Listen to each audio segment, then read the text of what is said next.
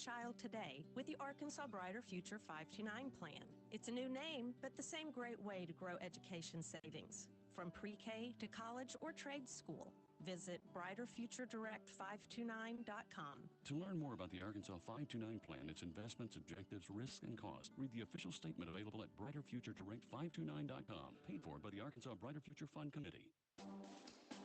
Welcome back to the Electric Cooperatives of Arkansas High School Game Day Show. And as you're driving in the car, I want you to just try and say the Electric Cooperatives of Arkansas High School Game Day Show as fast as possible. So it's just a little challenge for y'all as y'all are driving and going to watch some games on Friday. But I want to go ahead and look at the Class 3A and Rex's Road to the Rock rankings. And so number 1, Bismarck will have a bye this week, and they will play the winner of Perryville and Atkins.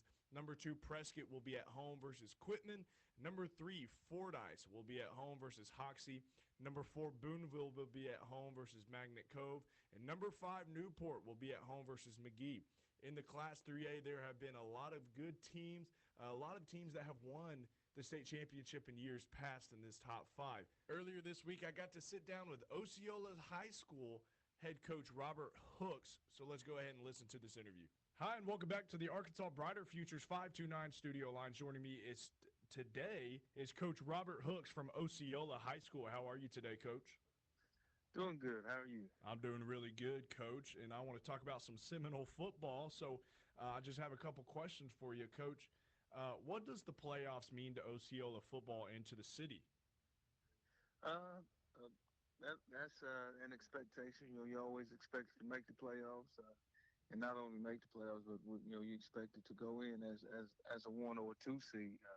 They will accept a 2 seed, but Osceola, traditional Osceola football, they expect you to be the one, to play championship football. That's the expectation here for us as coaches, as a team, and the community. Yes, sir. Well, it's really cool to hear how high of a standard y'all have, and congratulations again on really winning the conference. The 1 seed is huge moving into the playoffs, and staying undefeated in conference, and your defense has held opponents to very little scoring. Talk about how important that is for heading into playoff football. Anytime you can have momentum like that, it's always good, but you also, have to keep them reeled in to not overlook an opponent. And I think we've done a pretty good job of that, of just, trying to be 1-0 the next week.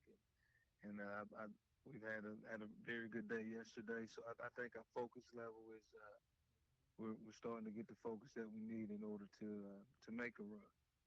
Yes, sir. Coach, playing Center Point this week in the first round of the playoffs. How are the Seminoles getting ready for this game?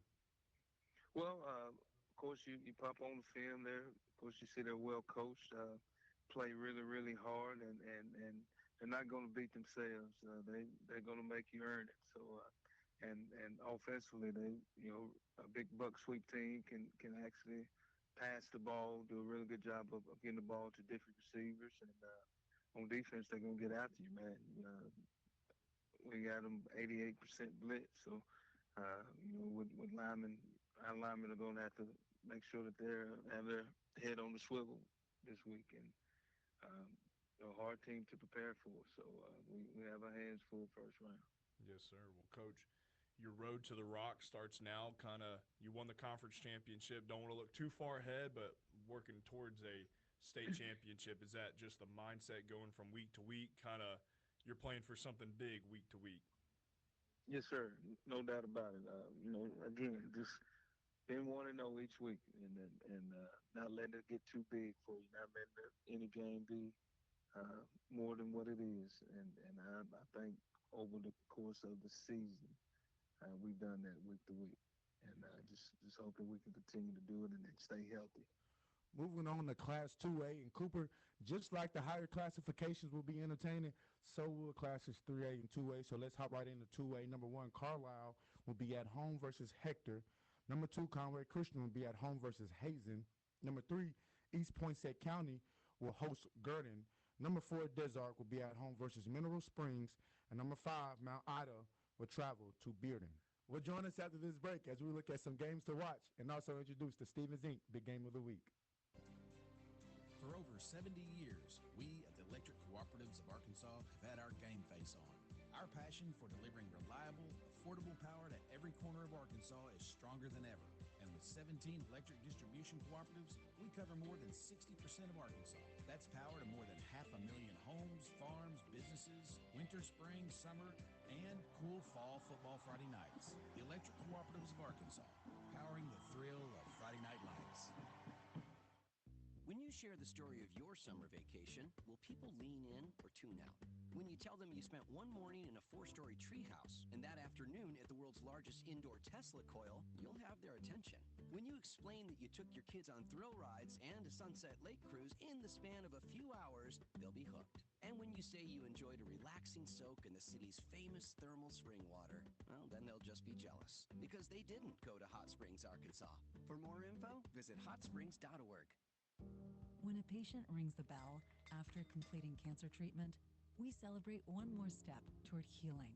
And with the new UAMS Baptist Health Cancer Center, we celebrate the trusted choice in cancer care.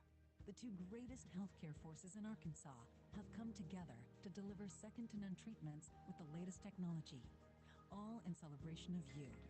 Learn more at baptist-healthcancercenter.com. Baptist Health, for you, for life. We all have our traditions, from Friday night lights to Saturday morning hunts. These are the traditions we pass down to the next generation. Now, we might have hung up our cleats a long time ago, but come tomorrow morning, we can still put on our camo and hunter orange, because some traditions last a lifetime. Get your hunting license and enjoy a season of memories, both on the field and in the woods. This message is brought to you by the Arkansas Game and Fish Commission. Hunt natural.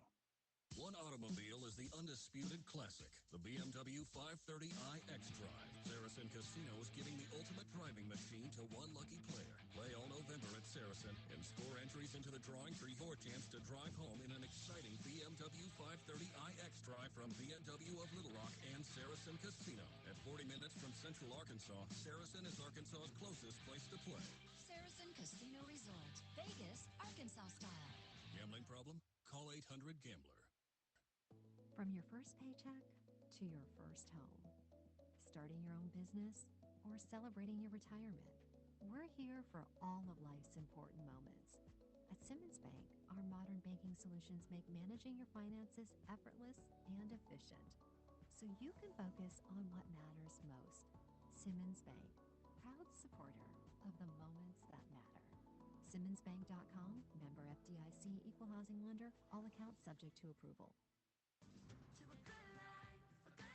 What does care look like through the years? From the first memories to the treasured moments, from life's accomplishments to life's challenges. We're here for you, body and mind. Arkansas Blue Cross and Blue Shield has been taking care of families for more than 75 years, providing health insurance and peace of mind with the kind of coverage that ensures your best days are ahead. Take good care, Arkansas. College dreams come true at the University of Central Arkansas, especially now with a UCA commitment.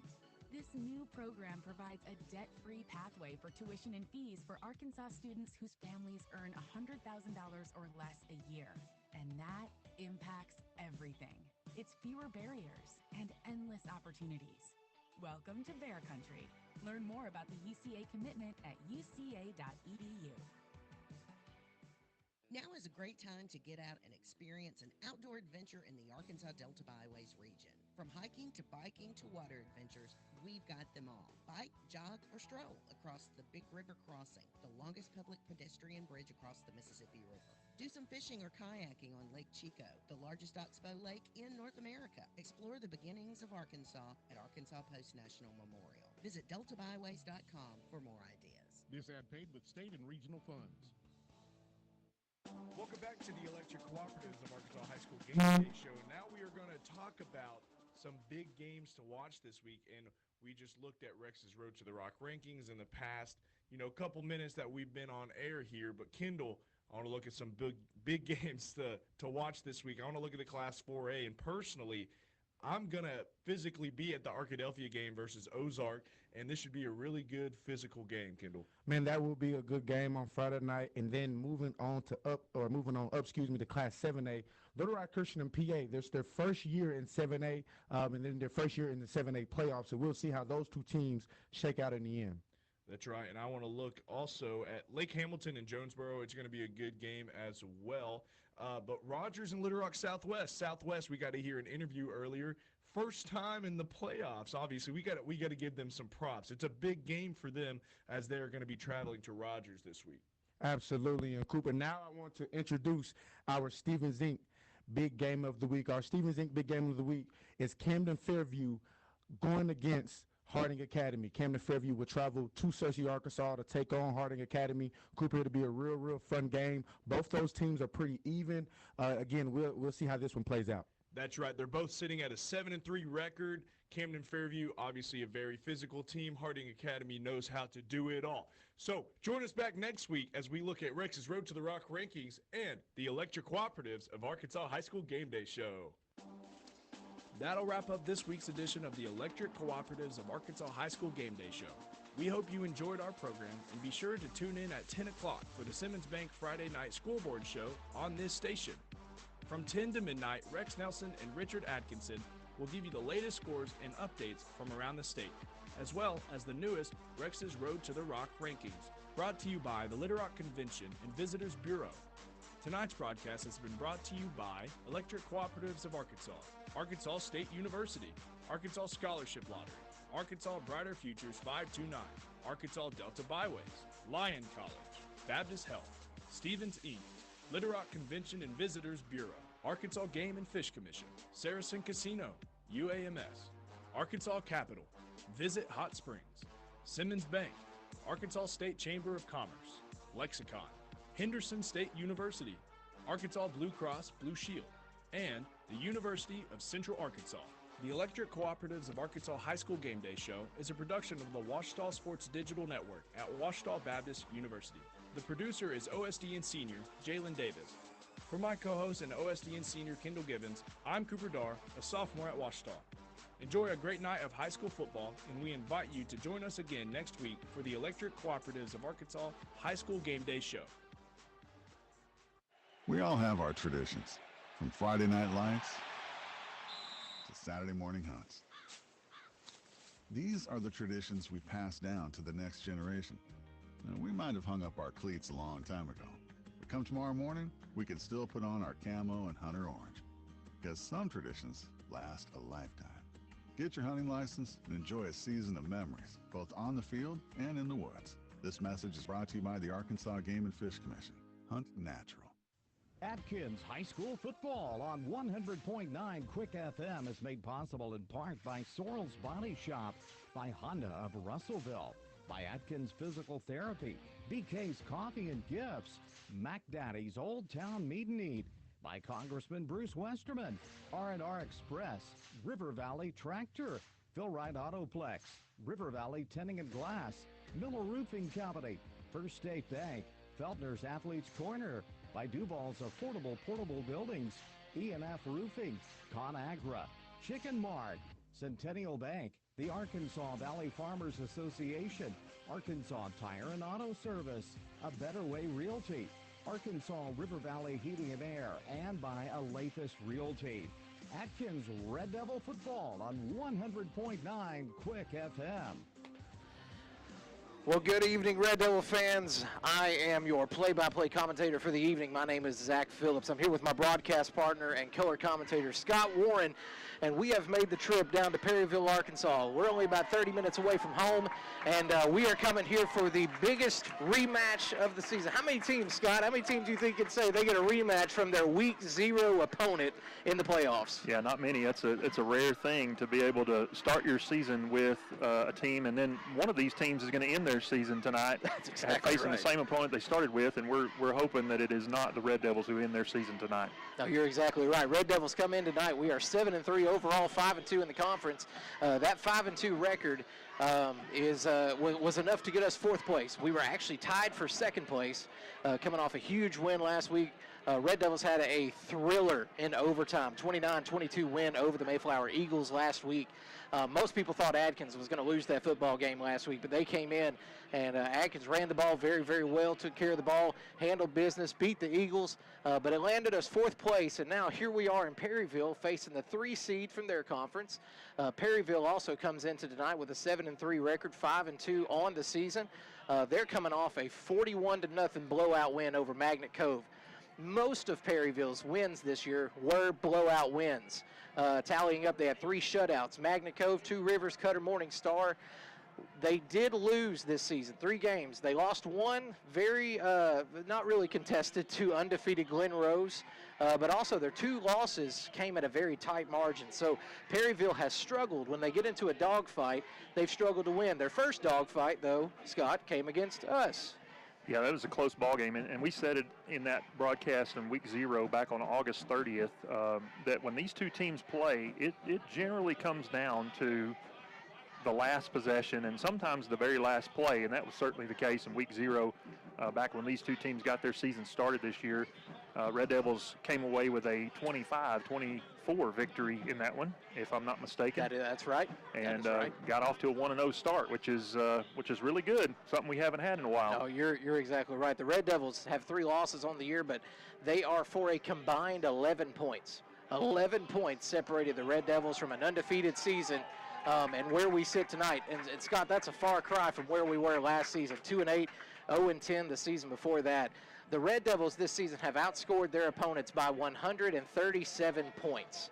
And that's, like I said, that is a credit to Coach Dobbs and his coaching staff, turning this team around, building a new culture, really learning how to win really close football games. Yeah, and that's been tough for this team, especially these seniors, because they haven't had a lot of success prior to this season, and they were in a lot of ball games last year. Most of their losses were really close, a possession or 2. That was all that separated them from victory and defeat. And it's just one of those things where you kind of get used to losing sometimes, right, and you don't know how to win. And they were in some ball games last year that it kind of felt like that. They just didn't have that feel of winning, and they didn't know how to get themselves over the hump. And so when they faced adversity, they just kind of said, well, here we go again. And that's not the case with the team this year. They have figured out how to win. No, you're exactly right. This team comes into tonight.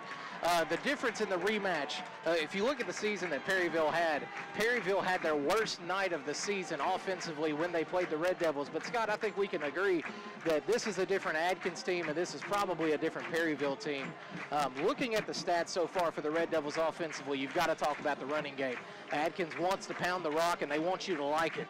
Jaden Martin, number 1 in the conference. Mason Martin, little brother, number 2 in the conference, rushing the ball. Jaden hit 1,000 yards last week, had 3 tuds, got 16 touchdowns on the season. Mason, 12 yards away from having 1,000 on the year. Both of those guys come up 2nd place in 3A for Jaden, 4th place in 3A for Mason. Yeah, and we fully expect Mason to get over that 1,000-yard mark tonight. He was a little bit disappointed that he didn't do it in the final game of the regular season, but the thing about Mason Martin is if he's not doing it on the ground, he can do it in the passing game.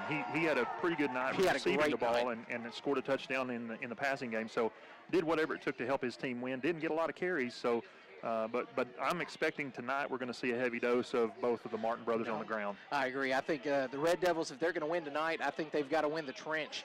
And that starts with the hog mollies up front. Yep. Austin McCurry is the Batman of this offensive line. He comes in as the senior, number 62, who plays the center. From left to right, you've got number 72, Chance Colvin at the left tackle. Number 56, Sawyer Bartlett at left guard. Austin McCurry, the man in the middle. Cade Bartlett, the junior, number 54, on the right guard position. And number 71, Lucas Shannon, brings over the right side at right tackle. And those boys have had their way this season with most of the teams that we've played. Yeah, and they're going to need to have a good night tonight for the Red Devils to have success against Perryville in the first round of the playoffs here. You're exactly right. Kenny Rivas, we'll come back and talk a little about the defense. Kenny Rivas kicks the ball off for the Red Devils. That ball is going to roll out into the end zone. That's going to be a touchback. And Perryville is going to set up shop here, 1st and 10 on the 20-yard line.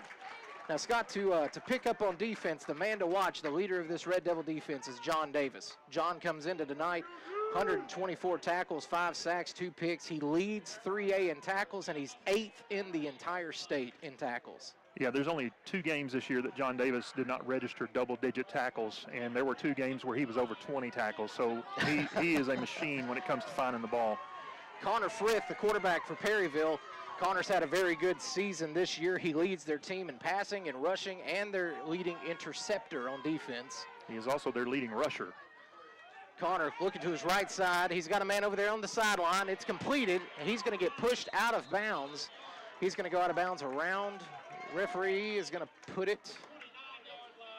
Referee's going to put it at the 29-yard line, pickup of 9. Yeah, he's going to be just short of first down yardage.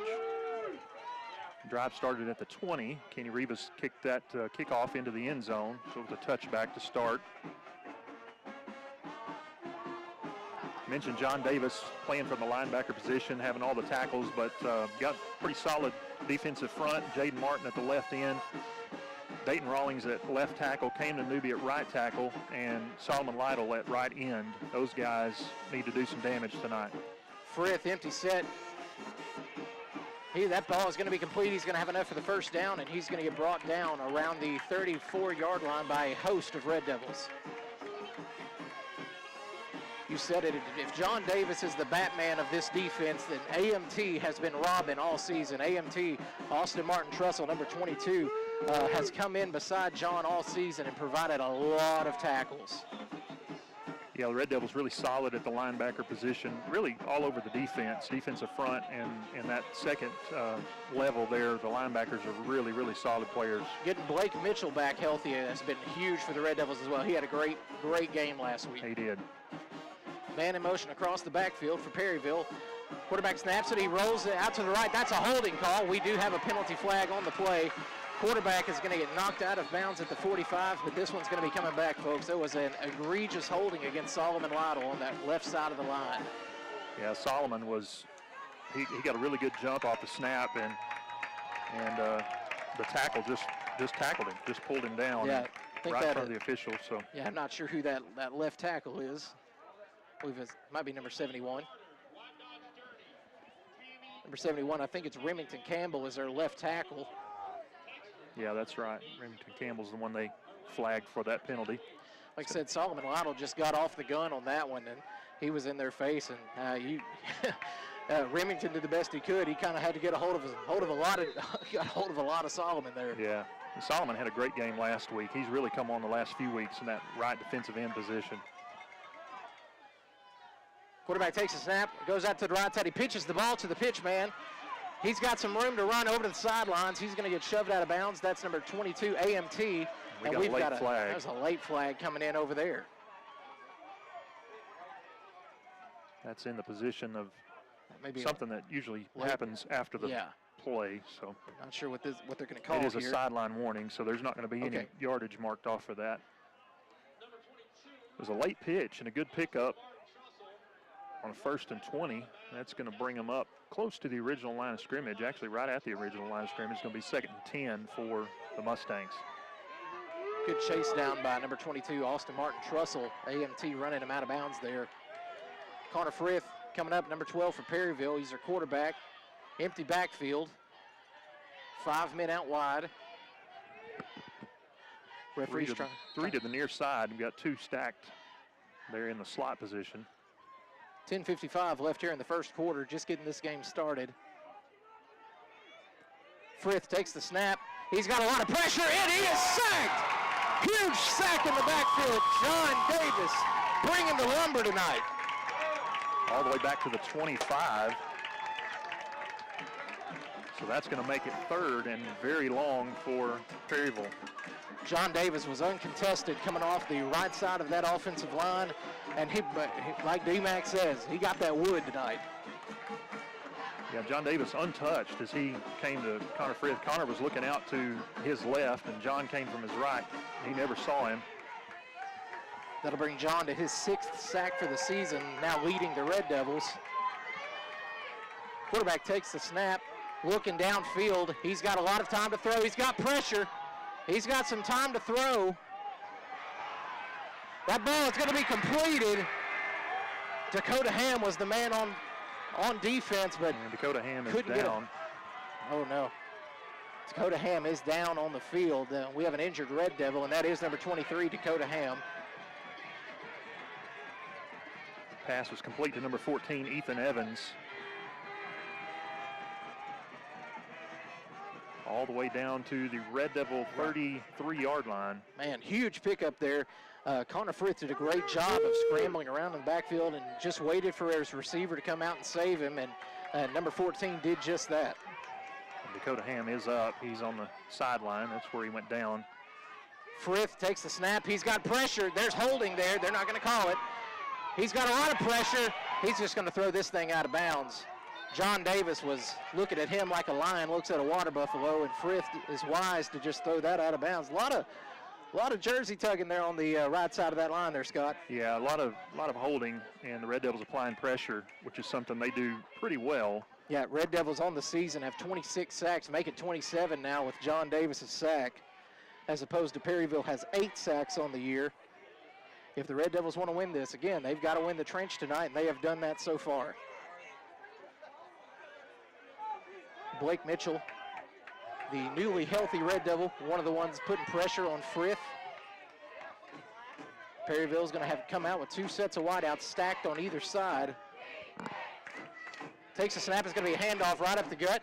He's going to get a couple of yards before he's brought down inside the 30-yard line around the 28. Tackle there by John Davis.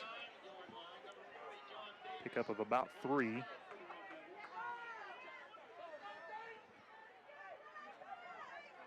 to make it 3rd and about 6 or 7. 9:27 left here in the first quarter.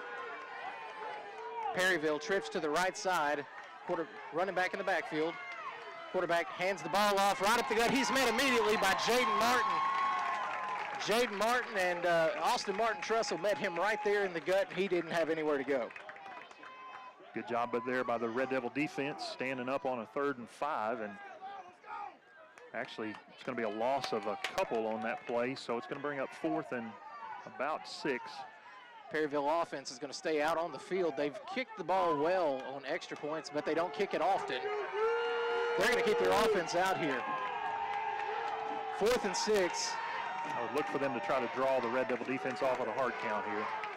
Nope, they're going to hand it off. Nope, quarterback throws the bubble screen out to the right side. He's got room.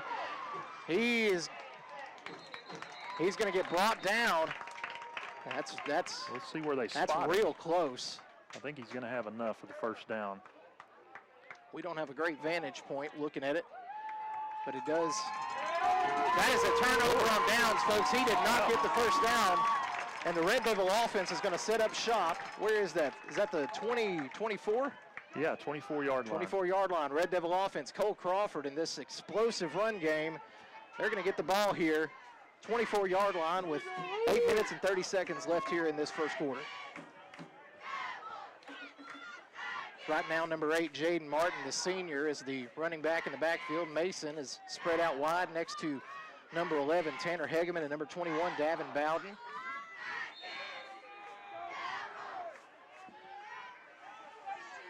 Cheerleaders getting this visitor crowd fired up. And the Red Devil fans, visitor side is full tonight. They have traveled well tonight. Takes a snap. It's completed over to Mason Martin. Mason's got some room, making some guys miss. He's gonna make it back to about the original line of scrimmage. Yeah, not much there for Mason Martin on that screen. Couldn't find any lanes to run, and Perryville did a good job of rallying to the football to stop Mason with no gain, bring up 2nd and 10 for the Red Devils. Looks like, yeah, they've got it right there. He may have lost just a smidge. Mason now in the backfield. Crawford takes a snap. It's going to be a late handoff to Mason. He's got room, and he's making some moves. Mason's pushing forward. He's going to be down right around the 32-yard line. Pickup of 8 on that play. Great pickup. That's below his average, Scott. It is. Mason, he finally fell below double-digit average, but he's getting about almost 10 yards a carry. And here's another handoff to Big Brother, and Jaden's got room to rumble. The pile is going to end right around the 42-yard line. Big first down for the Red Devils. Good job there by Jaden Martin coming up the middle and then bringing it back to the right. Finding some room to run, pick up that first down. 7:18 left on the first quarter clock. No score. Empty backfield in the Wild Devil formation. Jaden Martin, the quarterback. He's going to keep it himself, trying to make something happen. He's got some room on the left. Great block by Davin Bowden. That's coming back. There, yep, they're going to call Davin Bowden for a crackback block. Yeah. Man, that was a great block by Davin Bowden, but they're going to get him on a crackback. Coach Dobbs is telling him, you know, that's what they're going to call that every time. Yeah, I think what he's telling him there is just get in his way. Just get in front of him and put your hands up or out. Don't lower your shoulder into him.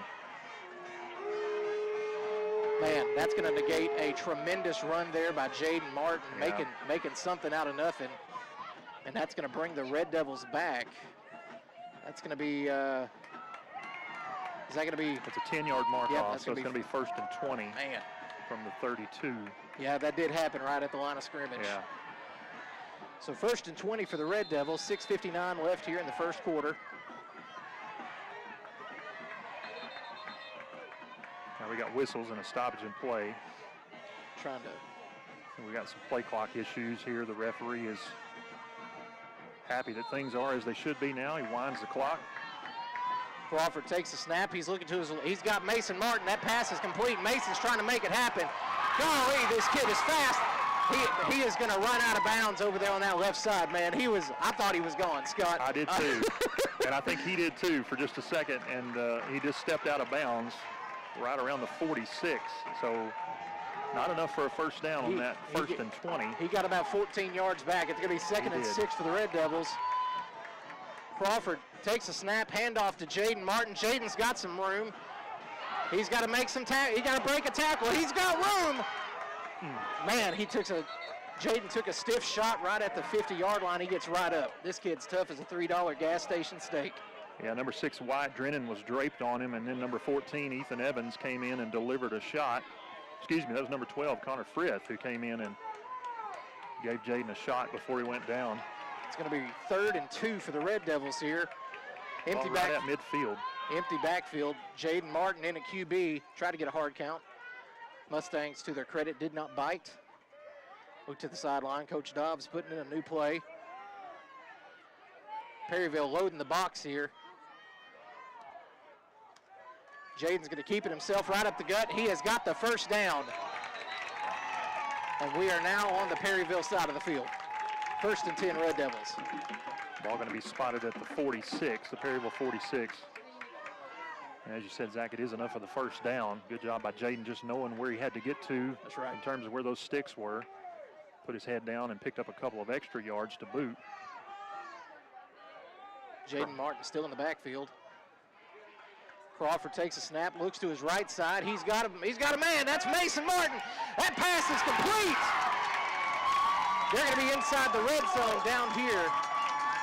Down at the Perryville 17-yard line. Huge first down pass for Cole Crawford to Mason Martin. Yeah, good job by Mason just slipping out of the formation there and uncovered, and Cole found him. In the red zone, empty backfield. Crawford takes snap, rolls to his left side. He's got a receiver. It's Mason. Mason's in. He is not going to get in for the touchdown, but there is a penalty flag over here on the left side. We got some laundry, and there is a Perryville player injured. Is that number 1? That is number 1. That's number 1, Parker Aiken. And he's back up on his feet. He's going to go off to the sideline. We'll see what the call is. Looks like he's holding his shoulder. Mason. It is going to go against the Red Devils. What's going to be the call here? Is that going to be holding? I didn't see what the call was. I just saw that they marked it off against the Red Devils. Yeah, I didn't see him signal for a call. They just marked it off. Not sure what happened there, but nonetheless, Red Devils have been backed out of the red zone. They are 1st and 15. 1st and 15 at the 22. Crawford takes snap, handoff to Mason. Mason's met immediately. Red Devil faithful hoping to get a late hit there, but they're not going to get it. It's number 77, Jeremiah Campbell, came through for Perryville and made that stop on Mason Martin. I think what the Red Devil fans were upset about is kind of that hip drop movement. Yep. Something they talk a lot about in the NFL, and kind of a dangerous tackle. Crawford takes the snap, looks to his right side. That's going to be Alan Horn over there. That pass is going to be complete, but I'm not sure he got back to the line of scrimmage. Yeah, minimal gain, if any at all. I think they're gonna say he lost yardage there. Allen caught that, and he had a man in his face immediately. Yeah, Perryville's doing a really good job defensively. They have studied the film, you can tell. Red Devils need to get a first down here. It is 3rd and 20. 3rd and 20. Mason Martin in the backfield at QB. He's going to keep it himself. They run to the right side. He's got a hole, but he's not going to get nearly enough, but he does get inside the 20, down to about the 17-yard line. And Kenny Rivas is coming on. Looks like they're going to attempt a field goal. Now Kenny's long for the season is 37, and if this ball's placed at the 17, this is going to be. That's at the 20. It's at the 24. It's going to be a 34-yard field goal. 34-yard kick here. Not his longest. It's in good position for a lefty kicker. Hold is down. Kick is up.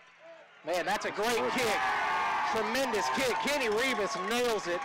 Red Devils put up 3 points. They now lead the Mustangs 3-0. 3 minutes and 13 seconds left here in the first quarter. And we're going to take a 30-second break. We'll be back with more Red Devil football on 100.9 Quick FM and Red Devil Media Productions. 100.9 Quick FM is KWKK Russellville, an EAB Media Group radio station. Johnny Story in with a thought from Alathus Realty. With years of experience, knowledge, and a network of relationships, they ensure you'll get the most for your house. So when it comes time to put that property on the market or begin looking for that next dream home you have, don't delay. Call Brent Preddy and the professionals at Alathus Realty Russellville, 968-5668, or check them out, russellvilleliving.com. How good is it, Scott, to know that you've got a kicker that if you just get him down around the 20-yard line, he can bang it home and get 3 points? That is a huge luxury, and Kenny is now 3 for 4 on the season, I believe, kicking field goals. On the season, Kenny is 38 for 43 on PATs, hitting 89%. He is now 3 for 4 on field goals. Also leads the Red Devils in interceptions. That ball is going to tumble into the end zone. That's going to be a touchback, and Perryville will get the ball on their own 20-yard line. 3 minutes and 12 seconds left here in the first quarter. Red Devils lead 3-0. We got a rock throwing contest, Scott. It's looking like that. Hey, like you said last week we had a track meet until the second half, and then we had a rock throwing contest, and Atkins just happened to have one extra rock. And we'll hope we can have one extra one tonight if that's what it comes to. I feel like both of these teams are just kind of feeling each other out right now. They're jabbing. Yeah, they're jabbing. Hadn't thrown the haymakers yet. Not sure if jabs is what's happened in the Mike Tyson-Logan Paul fight, but we are jabbing here tonight in this game. That was a high snap. Running back is going to have some room. He's going to get brought down very, very close. They're going to mark it at about the 28-yard line. That's going to bring up 2nd and 2 for the Mustangs. High snap there. Quarterback had to leap in the air. And good job by Connor Frith just bringing that one down and then having the wherewithal to hand it off and get 8 yards out of a play that looked like it was doomed from the start. Frith has gone to the sideline. I just saw him. Yeah, Connor Frith, number 12, has gone to the sideline. Their normal quarterback is not in the game. I'm not sure. It looks like they've run an extra lineman onto the field. Yeah. They've got a lot of. I see a lot of 70s and 60s, Scott. I don't know what play this is. They have a lineman in at running back. And now they're going to call timeout. Number 54 was set to take the snap. Mitch McGraw, who's a sophomore listed at offensive line and defensive line, was getting ready to take the snap. Yeah. So no small numbers on the field. There wasn't a skill player. That's a lineman as a right tackle, Scott. What I just saw was beautiful. It was your dream. Now we didn't get to see it, but in my heart, I wouldn't have been upset if that was a touchdown. We'll see if they stick with that after the timeout. And it looks like they are. Nope. Well, no, they do have a couple of small numbers out there. They've got a skinny fella back there. Number 14. That's Ethan Evans. Looks like he's back there. There is another small number on the end, the right end of that line for Perryville. There's a lot of beef on that field there, Scott. They got their big boys in. This is your chance to shine, youngins. Scott, I have $1 says they're going to run the ball. I would expect they would here. Nobody out in formation. Everybody tied on the line. Man, this is old school full house set right here. And he's going to run he's going to run to the right. He's stopped immediately. Blake Mitchell, number 31 for the Red Devils, gets a big tackle there, but they are going to have enough for the first down. They only had to go 2 yards. Yeah, needed 2, got about 3 there. They're going to keep that heavy set out on the field. Blake Mitchell, you mentioned from the middle linebacker position, making the tackle that time. Blake has been plagued by injuries, especially during the beginning part of the season. Kind of been working his way back, and last week was by far his best game of the season. Red Devil defense loading the box. Of course, that's a high snap again, and he's going to get another pickup of about 6 or 7 yards.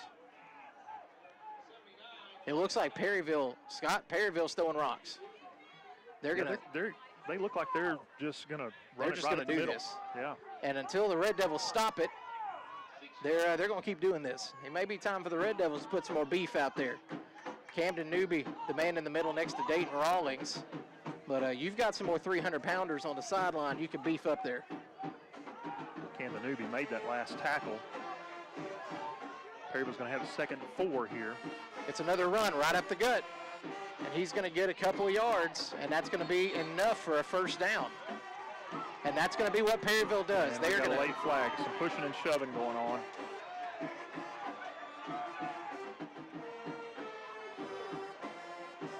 I don't know who that one was called against, but Camden Newby is visibly upset. He's coming out of the game. Seth Davis, number 74, coming in for him. Camden Newby visibly upset after that play.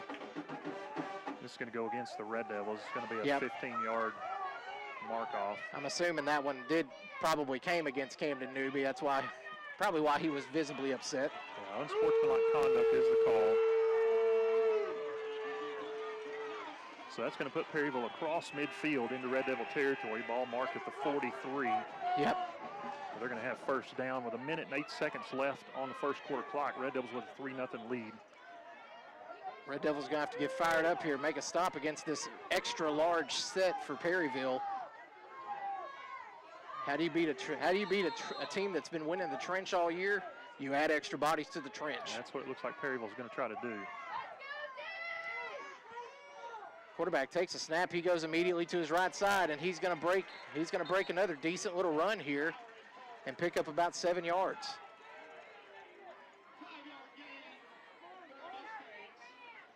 Number 23, Dakota Ham, back in the game. He made that tackle. Nope, that's going to be a pickup of about 5 yards. 2nd and 5. The ball is now on the inside the 40-yard line. 35 seconds left in the first quarter. Red Devils lead 3-0.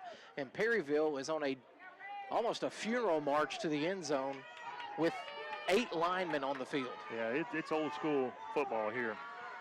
Right. Guy in the backfield takes it. He's got room. He's going to get brought down by the Red Devils, but not after he picks up a first down. Red Devils don't have an answer to this right now. That's number 6, Wyatt Drennan. Kenny Rivas coming up from the defensive backfield to make the tackle. That's not a good sign when your defensive backs are making tackles downfield and you're facing an offense that is just lining up and running it right up the middle. This is a demoralizing brand of football right here. Yeah. This is, and I'm sure Coach Harrelson, we are now at the end of the first quarter. Red Devils lead 3-0. We're going in the second quarter, and I think the Red Devils are going to try to make a defensive save adjustment here. Yeah, Coach Harrelson out on the field talking to his team. We're going to take a 30-second break, and we'll come back with the start of the second quarter. This is Red Devil Football on 100.9 Quick FM and Red Devil Media Productions. The folks at Arkansas River Valley Heating and Air want to take a moment to not only thank you for your business, but also the opportunity to work for you and give your family whole house comfort. Every kind word that you've put online and personal recommendation to your friends and family is appreciated. And customers like you are not only vital to their business, but vital to making our community as great as it is. From their family to yours, thank you from Arkansas River Valley Heating and Air. And we are back here, folks, in Perryville. It's the first round of the playoffs. The Red Devils have a rematch from week 0 against the Perryville Mustangs, and we are top of the second quarter. Red Devils lead 3-0, and what we have seen in the last several minutes is best worded as old school football. Perryville has 9 linemen on the field, 9 offensive linemen on the field, and they're just shoving the ball down the Red Devil defense's throat. Red Devil defense hopefully has made some adjustments coming out here. I don't see anybody bigger, but hopefully we see a couple of adjustments from the Red Devil defense to make a stop here. I do see an extra linebacker in I do there. see number 88. Well, nope, Cooper just came out. Yeah, Cooper Goodall coming off, but Jackson McNutt out there at linebacker, and now the defensive backs have, everybody's up within 5 yards of the line of scrimmage now. Yeah, yep. Red Devil defense trying to make a stop here, trying to bring a halt to this death march, and that's another high snap. He's going to be met at the line of scrimmage. I'm not sure what Red Devil met him there, but that was a good stop. That was number 8, Jaden Martin. Big stop there on the play for the Red Devils, and that's the first time that we've seen one of these plays make less than 5 yards. Yeah, and if I'm Perryville and their coaching staff, I'm going to make the Red Devils stop them a couple times. Yep. Before I switch out of that. Yep. And they are keeping the heavy set on the field. 2nd and 9 here for the Mustangs. Ball at the 20, looks at the 25-yard line, really close to it. Heavy set backfield. Runner takes snap. He stopped immediately in the backfield. Red Devils had jailbreak on the offensive line. 74, Seth Davis came through right at the snap, and he wrapped up the ball carrier. That's number 14, Ethan Evans. And now Perryville is they're going to run a more traditional offense back on the field. It's 3rd and 14. Their quarterback, Connor Frith, comes out. We haven't seen Connor in about 10 minutes. Yeah, he's had plenty of time to rest over there. Blake Mitchell not running out onto the field for the Red Devils. They're going to keep the staff they have out there. Blake is getting attended to over here. Looks like he's got a cut on his arm. Yep, he does have a cut. Connor Frith, the quarterback back for Perryville, takes a step, rolls to his right side, looking for his receiver. He's got a man in the open. He is going to have some pressure. Bypass is complete, but it's nowhere near a first down before Jaden Martin shoves him out of bounds. He's going to get a pickup of about 8, but that's going to be well short of the first down marker. That's going to bring up 4th. Looks about 4th and 8. 4th and 7, 4th and 8. Yeah, Jacob Soji was the one who caught the pass for Perryville. Run out of bounds there by Jaden Martin. It is 4th and 8, ball right at the 25-yard line. Perryville's offense still out on the field here. They're not going to try to kick it. It'll be a long kick from this distance. One man in the backfield with Frith off. We have a false start on the offensive line. Their left guard, number 72, Jordan Williams, jumped on that. That's going to back him up 5 yards, bring it up 4th. What's that going to be, Scott? That's going to be 4th and 13 for Perryville. Red Devils made a stand last time Perryville had it on a 4th down situation. Looking to do the same thing again. Now Perryville with 3 men out wide to the left, 1 to the right. 4th and 13, ball at the 30-yard line. Connor Frith takes the snap, looks immediate to his left side. He's got a receiver there on a curl route. There's holding on the play, and the referee's not going to do anything about it. He's got a lot of pressure. He's going to get brought down well short, and that's going to be where the Red Devils take over. They're going to get the ball right around the 26-yard line. 1st and 10 for the Red Devil offense. Man, there was a lot of holding there in the backfield, but the Red Devils do come away on the victory end of that drive. But not going to lie, Scott, that offensive formation was scary. Yeah, and they made some yards on that that formation. Marched the ball down the field, but the Red Devils made an adjustment. Not after the quarter adjustment, though. Made an adjustment between the quarters and slowed Perryville down, and then able to make a stop there on 4th down to get the ball again with a turnover on downs. Jaden, they're going to get Mason Martin for a false start on that one. He moved a little bit early. Yep. They're going to get number 29 Mason Martin, the superstar running back. A little bit early jump there. His older brother Jaden Martin is back in the Wild Devil formation. This is a formation we saw the Red Devils break out midway through the season. reminiscent of the Wildcat, Wild Hog formation D-Mac used to run. Jaden's going to keep it himself. He's got a little bit of room, but he is brought down immediately. A lot of guys on him. His offensive, he's actually still on his feet, but not before Sawyer Bartlett drug him out of that pile. Yeah, Sawyer trying to spring his man. That's give right. him some room to run. Hey, O-line, you don't let your skill players get sold out in the middle of the pile. You go save your boys. The officials blew that one dead. That's going to bring up second. They're going to say 2nd and 14. I'm going to say Jaden got about a yard there. Cole Crawford in the backfield again. Mason Martin in the running back position. Cole looking downfield. That pass is complete to Tanner Hegeman. Good blocking. Hegeman's got some room. He's still on his feet. He's going. Tanner is going to have enough for the first down, and they are inside the 40-yard line. Red Devils headed toward midfield. Good job there by Tanner Hegeman. Stepped out of a tackle right about the line to gain and picked up a few more yards before he was finally brought down by number 14, Ethan Evans. Red Devils get the ball out across the 40. Going to be marked at the 42-yard line. They'll have 1st and 10 with just over 9 minutes left in the half. Crawford takes a snap, hands off to Jaden Martin. That's a face mask. My goodness. Jaden Martin had a man's hand in his face mask. No penalty on the play for that, but nonetheless, he picks up 5 yards. There's number 27, Sway Blanco, who made the tackle, and he did have a handful of face mask. Jaden able to pick up 5 on that one. 8:40 left here in the second quarter. Red Devils lead 3-0. Crawford's going to keep it himself. He's going to have to make something happen. He breaks the tackle. He makes it down to the 50-yard line, puts his shoulder down, and he gives his defender the business. That was Will McKinney, who was the recipient of that hit, and you don't expect a quarterback to lower his shoulder. Cole ain't scared. And run over you, but that's exactly what Cole did that time. Red Devils are going to have a 3rd and 1. We are inside Perryville territory. Ball on the 49-yard line. 8:03 left here in the half. Crawford takes a snap. He's going to keep it himself. Runs forward. He's got the first down. He's got a lot of room to run. He's still on his feet.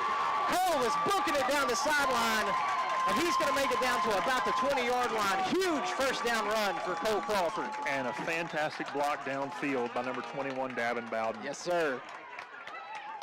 We've talked about it all year, how these receivers block downfield, and that's something that doesn't show up on the stat sheet, but boy, it really should. Oh, you're exactly right. These Red Devil wide receivers, whether it be Allen Horn, Davin Bowden, Tanner Hegeman, these boys love to block. They love to set each other up for success. Crawford takes a snap again. A fumble in the backfield. Crawford does well, falls on top of it.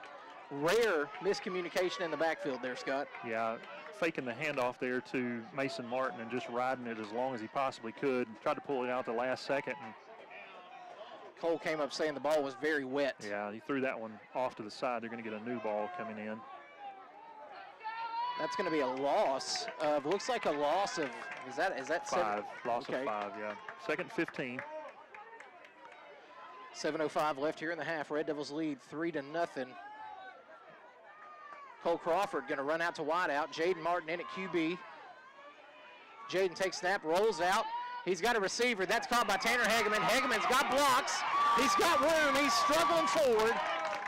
And he is going to be down after a great pickup. Tanner Hegeman's made a couple of really big plays in this drive. He has, breaking tackles, and that's, Tanner not a big receiver by any means, but tough to bring down tonight. That was Will McKinney who held on, finally able to bring him down. Looks like it's going to be about 3rd and 4.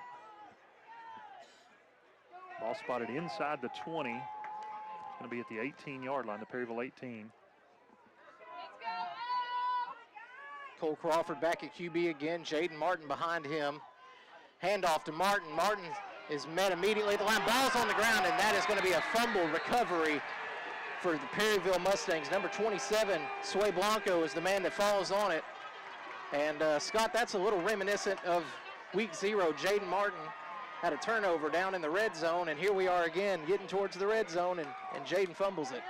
Yeah, and that's something he really worked on throughout the season and did a much better job of securing the ball. In that first game, the week 0 game, Red Devils had 2 turnovers in the red zone. That could have been a very different ball game had we punched it in those times. And that time just, Jaden trying to pick up yardage, met immediately at the line of scrimmage, driven back, tried to get his feet back under him and plow forward and get a first down, just not able to do it. Connor Frith back into QB for Perryville. He's going to run to the right or the left side. He's got some room. Blake Mitchell providing pressure. Lucas Sims is over there as well. Late pitch by Frith, and that nets him a few more yards. They're going to have that ball up to about the 31. That's going to bring up second and about 3. Lucas Sims, the man in on the tackle there for the Red Devils. Blake Mitchell over there with the assist. The heavy set is not out for Perryville. They're not going that direction again. Connor Frith into the QB. He takes a snap, looks to his right side. He's got a receiver there. That ball was a little errant. He's brought down. He's going to be drug out of bounds at the line of scrimmage. Number 23, Dakota Ham, the man in on the pressure. Dakota was right on top of that play. Yeah, that ball traveled a long ways. And short pickup, but it is enough for the first down.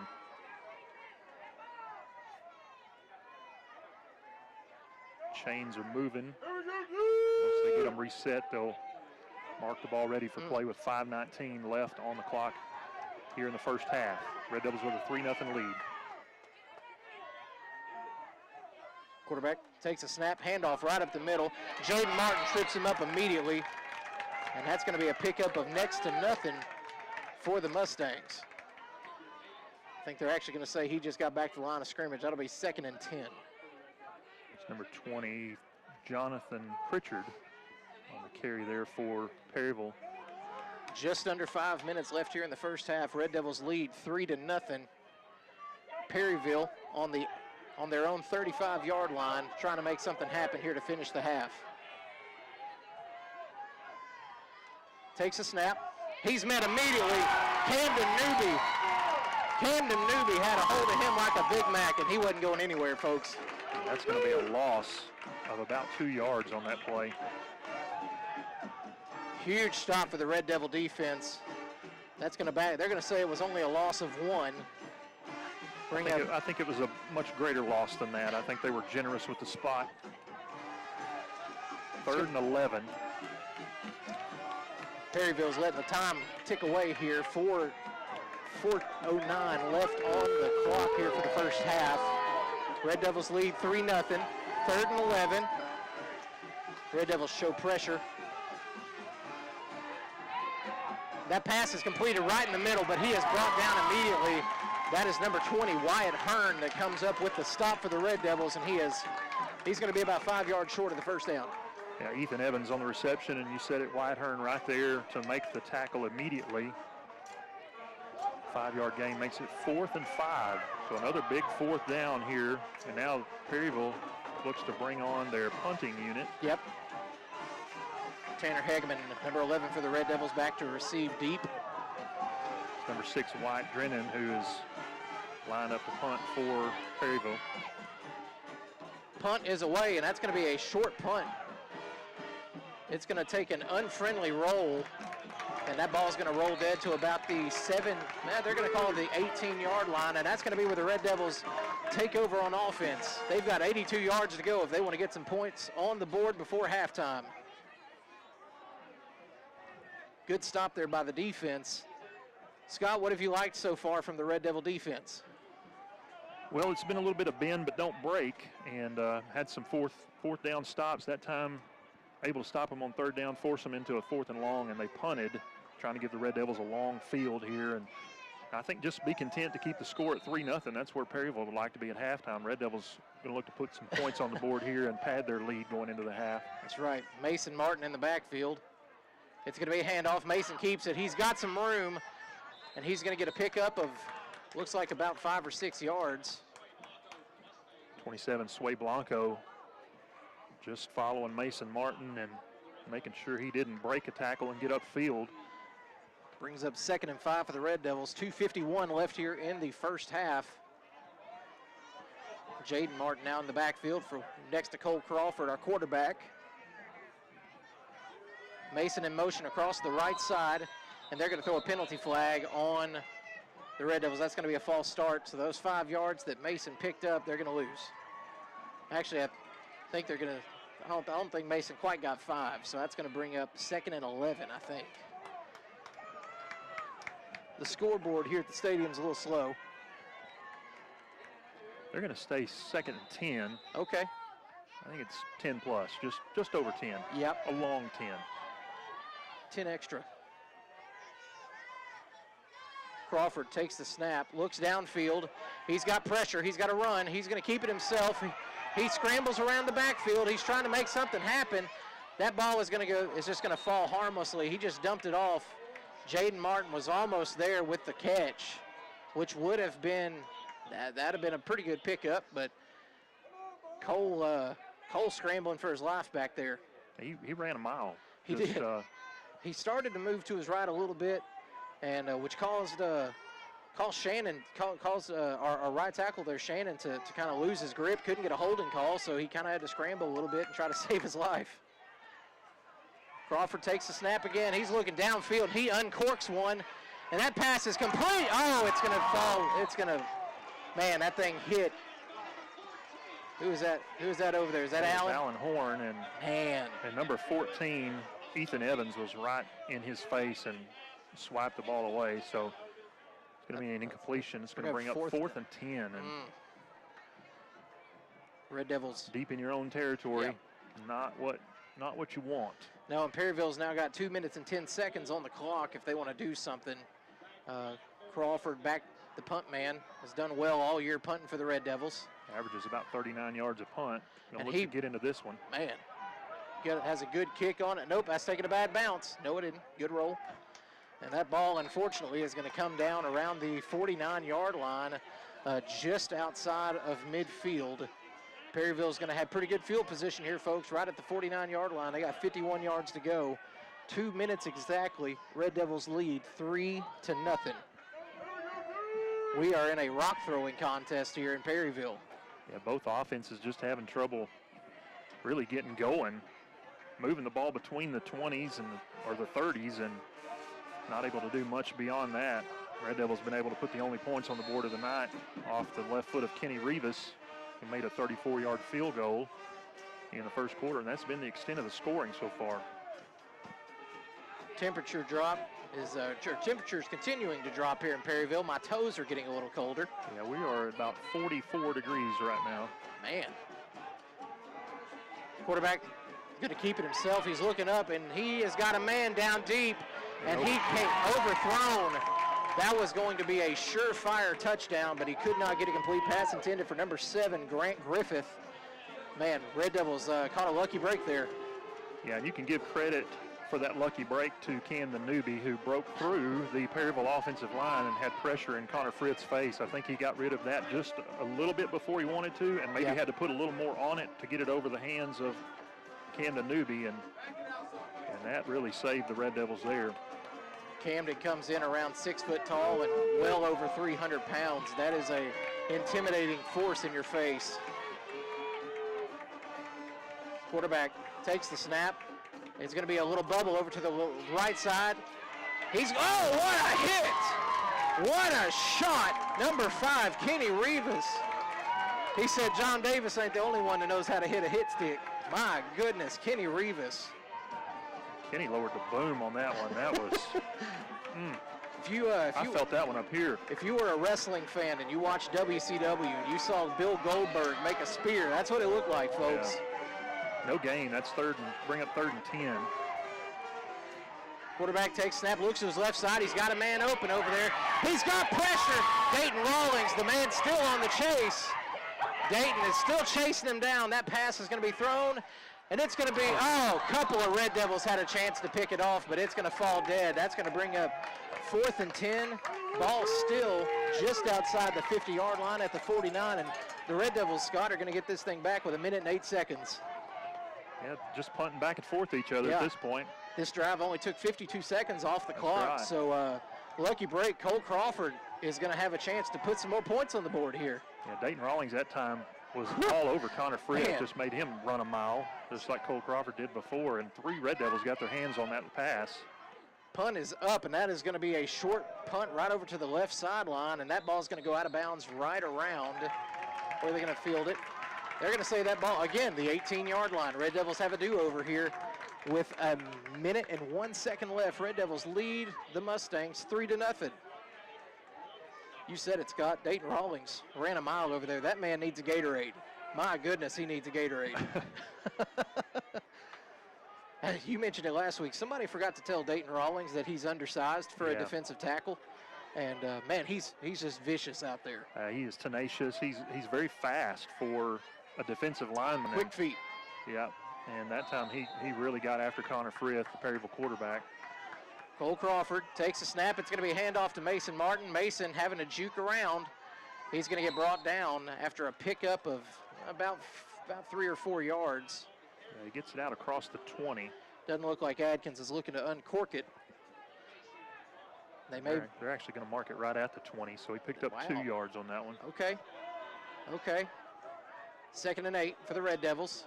Crawford, empty backfield, takes snap. Little dump over to Tanner Hegeman. Hegeman got some room. He broke a tackle, broke another one.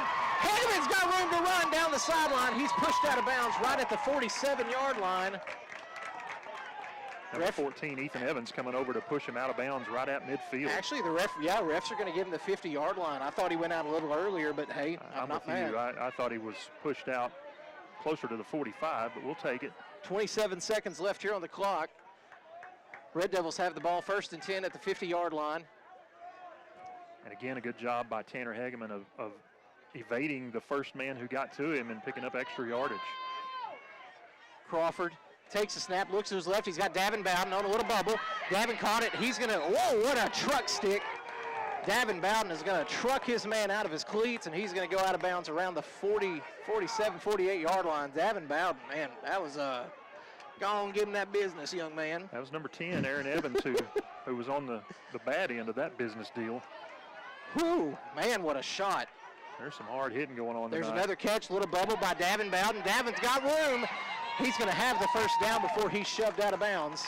Red Devils now down around the 30, 35-yard line.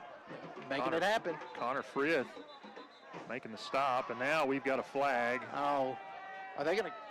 The referee here having a conversation with Coach Dobbs is who threw the flag. They're going to give a sideline warning. Yeah. Sideline warning against the Red Devils. No penalty yards marked off. 21 seconds left here in the first half. Red Devils lead 3-0. They've got the ball rolling at the 35-yard line inside Perryville territory. And a quick drive, just 40 seconds off the clock so far on this drive. All of it been to the sideline. The receivers have done a good job getting upfield and then stepping out of bounds and stopping that clock. Very aggressive yak. Yards after catch here for Davin Bowden, just very aggressive. Tanner Hegeman as well. Yeah. The receivers putting in some work tonight for the Red Devils. Crawford, empty backfield. Quads out to his right side. Perryville showing pressure. Cole takes a snap.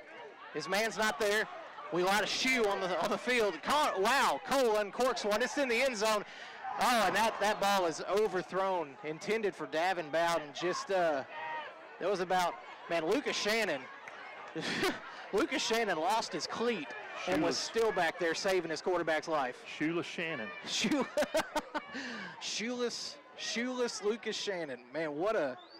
And still blocking his man. Coach Dobbs going to call a timeout and let Lucas get his shoe back on and going to talk it over with his offense. We're going to take a 30-second break. This is Red Devil Football on 100.9 Quick FM and Red Devil Media Productions. Back after this. Celebrate with us at Phil Wright Autoplex as we mark our incredible 49-year anniversary. You don't want to miss out what we have going on during this great event. Huge discounts and savings on a great selection of Chevrolets, GMC, and pre-owned inventory.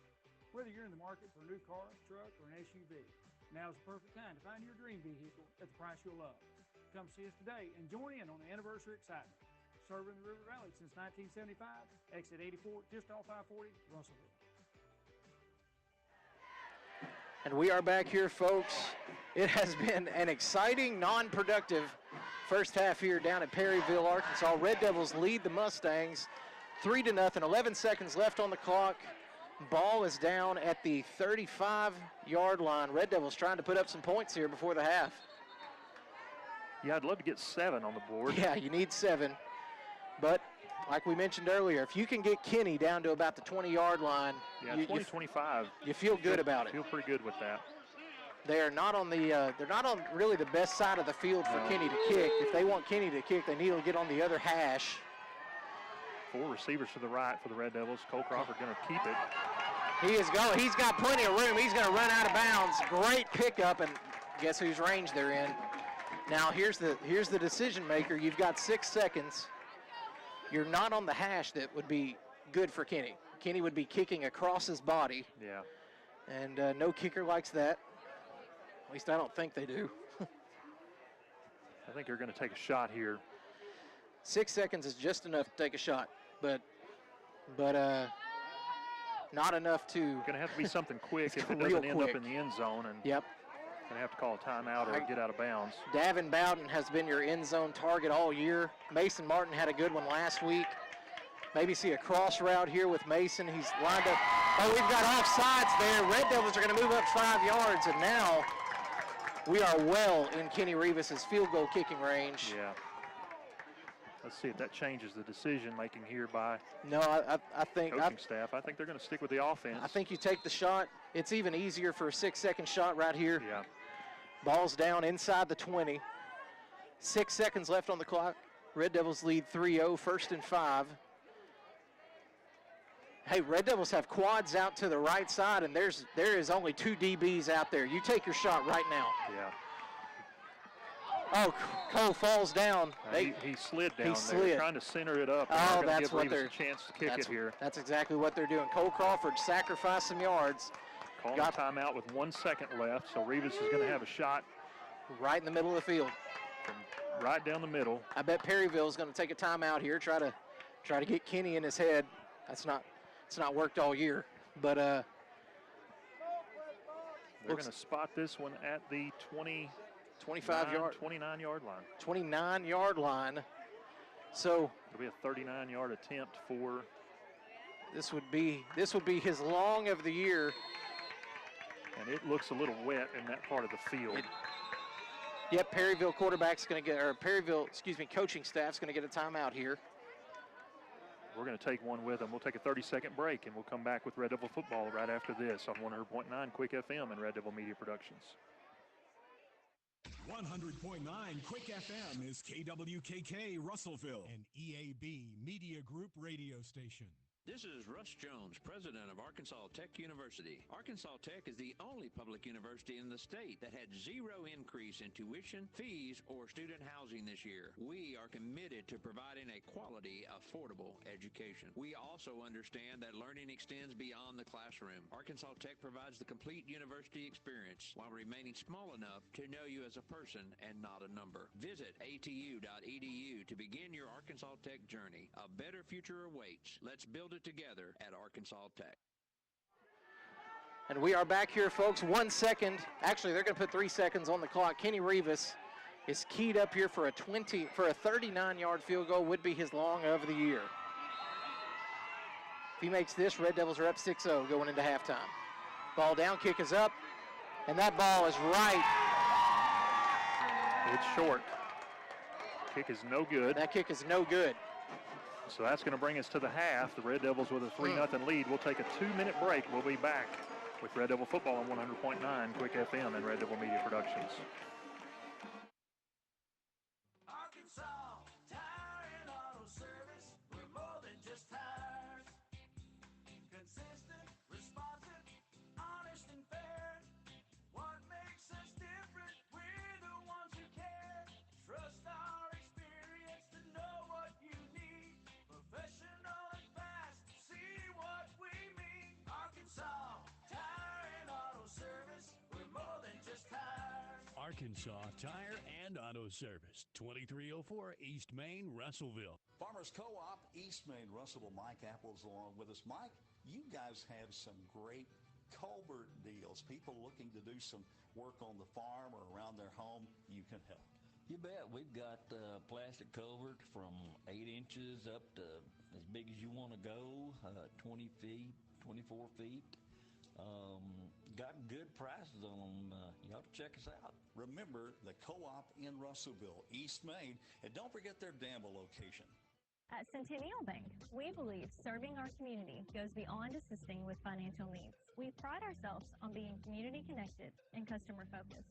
Supporting our community starts with our employees. We enjoy rolling up our sleeves and helping make our community a better place.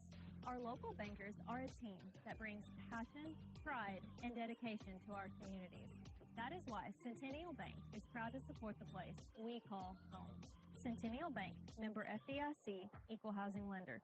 Are you working hard to feed your family on a budget? Visit Chicken Mart to get all your Crispitos, pizza sticks, restaurant quality chicken nuggets, strips, wings, and fries all in one stop, and lots of opportunity purchases that are so good they may never come back. Check out Chicken Mart in 2 convenient locations before you go grocery shopping and see what they have for your family. Chicken Mart's been serving the River Valley since 1983 and still going strong. Visit 1808 South Arkansas Avenue or 106 Weir Road in Russellville. Chicken Mart, your chicken and more store.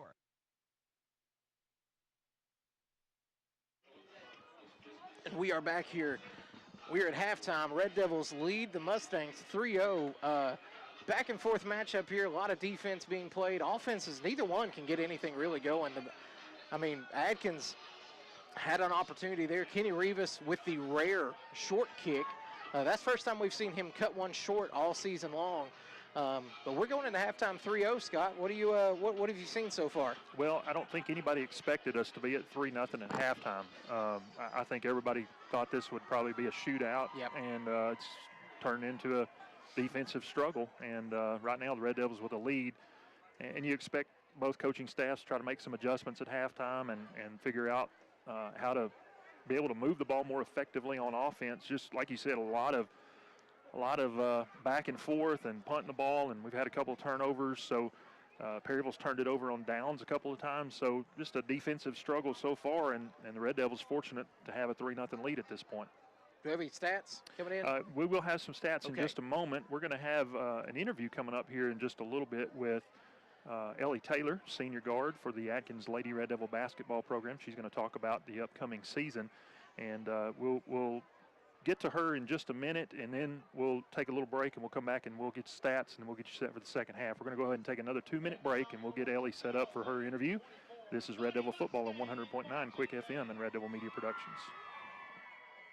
Are you looking for a great place to work that offers great pay and benefits, where you can make an impact in a safe, clean environment? ConAgra is looking for motivated, energetic people to join their team. ConAgra is recruiting industrial maintenance technicians to fill openings on all shifts. Positions start at $25.61 an hour plus a shift differential. Experience is required, so for immediate consideration, apply online at ConAgraBrands.com/careers. That's ConAgraBrands.com/careers. ConAgra is an equal opportunity employer. Looking to expand without breaking the bank? Now's the best time to visit Duval's Affordable Portable Buildings, the River Valley's oldest full-service portable buildings dealer, 8 years and counting. Thinking of getting a building or a carport? Well, give yourself the gift of added space with the benefit of end-of-the-year specials at Duval's Affordable Portable Buildings. That she shed, man cave, or shop you've always wanted is at Duval's Affordable Portable Buildings, 4151 South Arkansas.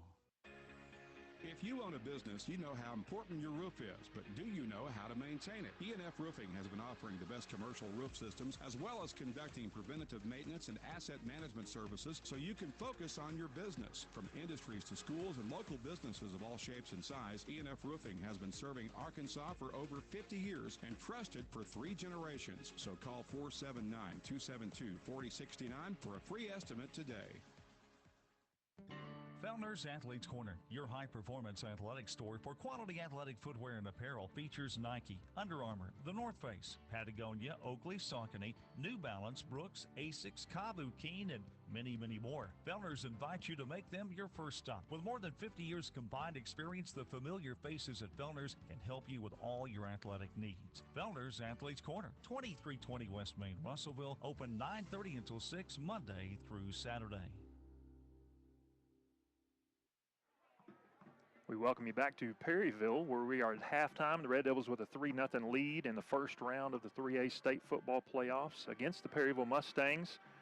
joined now by Ellie Taylor, senior guard for the Atkins Lady Red Devil basketball team. Ellie, thanks for taking some time to join us and talk a little Lady Red Devil hoops tonight. Hey, I love it. I love our basketball program, and I'm excited to be here. All right. Well, you guys started your season last night at Boonville. Tell us a little bit about how the season opener went for you.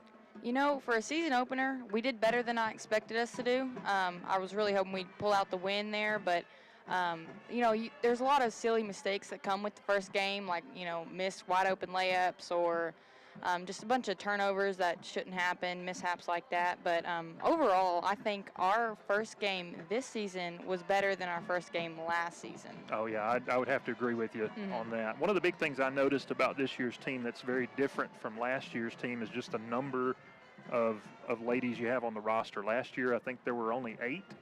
And some of those games last year down the stretch, y'all just were worn down. I mean, you were just out of gas completely. And this year, you got about 15 girls on the roster, I think. Some of those games you lost last year, you know, that kind of depth can help. What does it do for you as a senior to see this program building the way it is and knowing that you not only have those teammates who are with you out on the floor, but you look down the bench and you've got all those girls who have your back down there? Oh, I tell you what, it makes me excited. I mean, it means that our basketball program is growing, and that means more people will have the opportunity that I had to get to play for Coach Kelly and Coach Ball and just be a part of the experience of being on a team. And I tell you what, like, first game, there was a point where, you know, I was getting tired on defense, and then I hear that defensive chant from the bench going, and there's like, man, there's a bunch of girls, about 10 girls all screaming defense and cheering us on, and I was like, you know what, maybe I can try a little bit harder. It's a motivation, and it's just so much fun being a part of such a big team. Yeah, and y'all made a real effort in the offseason or over the summer especially to do some things together besides just the practices that you had to build some chemistry to kind of bond as a team. How has that translated to the floor now that the season is underway?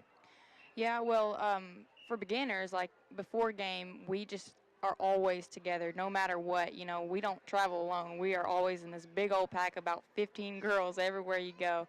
But, yeah, it makes us a lot closer. It makes us all feel like we're almost just a family. I mean, I don't really see anyone on my teammate as just, on my team as just a teammate. I view them as my friend, you know. I feel like we're a close family, and so we have each other's backs, especially on the court. It makes us, like, so much more excited for one another when we do something good, and we just get real – it's like their achievements are our own. Yeah. Well, you said the team feels like family, and at least one of the teammates is family. Your younger sister, Marley, is a sophomore point guard. What's it like getting to play with her?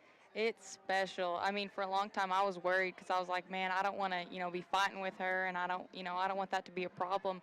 But it has been so much fun getting to just have all these fun stories and memories we'll be able to share together forever. You know, we'll get to tell our kids about. In fact, our favorite play of the game yesterday was when I set a screen for her and she shot over it for a 3.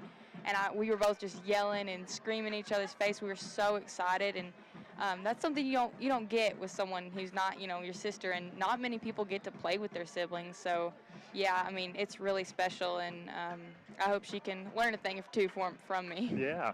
Well, it was fun watching y'all play together and work well together. There's just something about that bond that you have with your sister, and you guys kind of know how each other thinks, and you don't have to really think about it when you're out on the court. You just work well together. Yeah, I know she has my back and I have hers. Yeah, absolutely. Talk about what fans can expect to see from your team this year. What would you say is kind of the DNA of this team? What kind of things do you want your team to be known for, both on the court and off?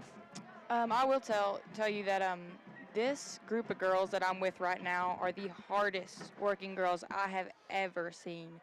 I know, you know, last year we had a good group, but, you know, this year, man, I've never seen harder people to work. I mean, like, our sophomores, each and every day, they bring their all. I mean, we compete, and I think this season we can expect to see a lot of games where we will just simply outwork people. I mean, we want it bad, and we've got a bunch of girls on the floor that are prepared to work for it each and every second of the game. Obviously, everybody on your team has their role, but tell us about a couple of your teammates, some things that you appreciate about them, both in terms of what they bring on the floor, but also just the team in general, the energy, the chemistry, the encouragement, those kinds of things. Yeah, there are so many things that I appreciate about my team. I mean, I think right now me and McKinley are probably the closest in terms of chemistry because we're the only two left from last year. I mean, we're a whole new team, but McKinley, she's always there with the encouragement when I need it, and she's extremely good about like just getting through the defense. I mean, she comes in clutch on those tight moments. Like she always steps up to the plate. And then you've got Marley who can shoot the lights out in any given moment in time. She's really good off the dribble, and which is something I'm not. So she complements me well in that. Yeah, we've got a new addition, Posey Farron, who is the funniest person I know, and she is such a cheerleader for us. And another name is Mia Warren. She cheers so loud for us, and she is a huge encouragement, and she has been to me since I started playing. But, yeah, we just have a great group of girls, and Aubrey May has stepped up to the plate as a sophomore. This is her first year playing senior high, and she's starting. So she's got some big shoes to fill after Libby.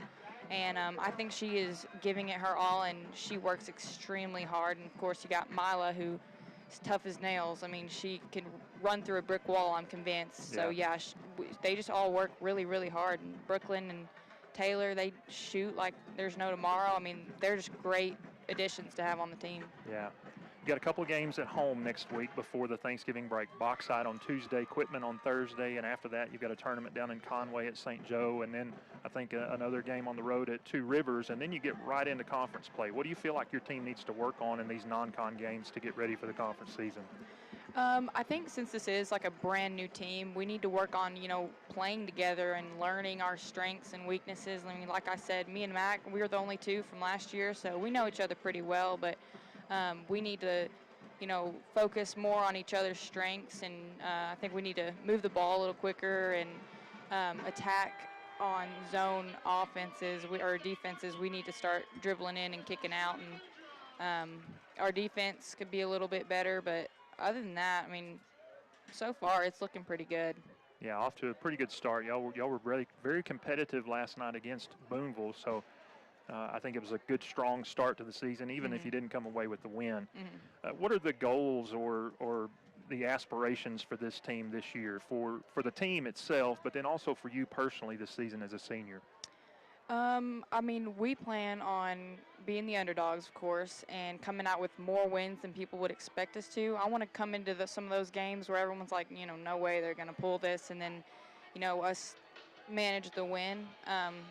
As a senior, I'd like to leave a positive impact on my teammates. I want them to hopefully take some of my advice, and I hope I can just teach them, just things about basketball. I mean, hopefully I can encourage them, and I hope that I can have a successful season. And but ultimately it's not really about wins and losses for me. I mean, basketball is just so much more than that. So I hope to have as much fun as I can possibly have for my senior season.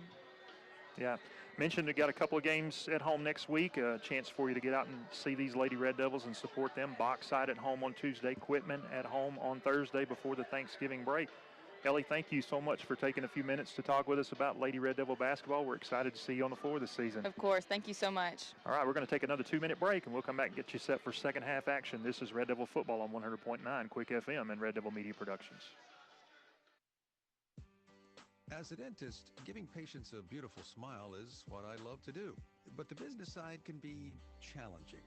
Luckily, First State Bank understands. They provide financial tools that make banking convenient and flexible. And the service I get is second to none. From equipment loans to cash management solutions, they give me the freedom to focus on my patients, not my payroll.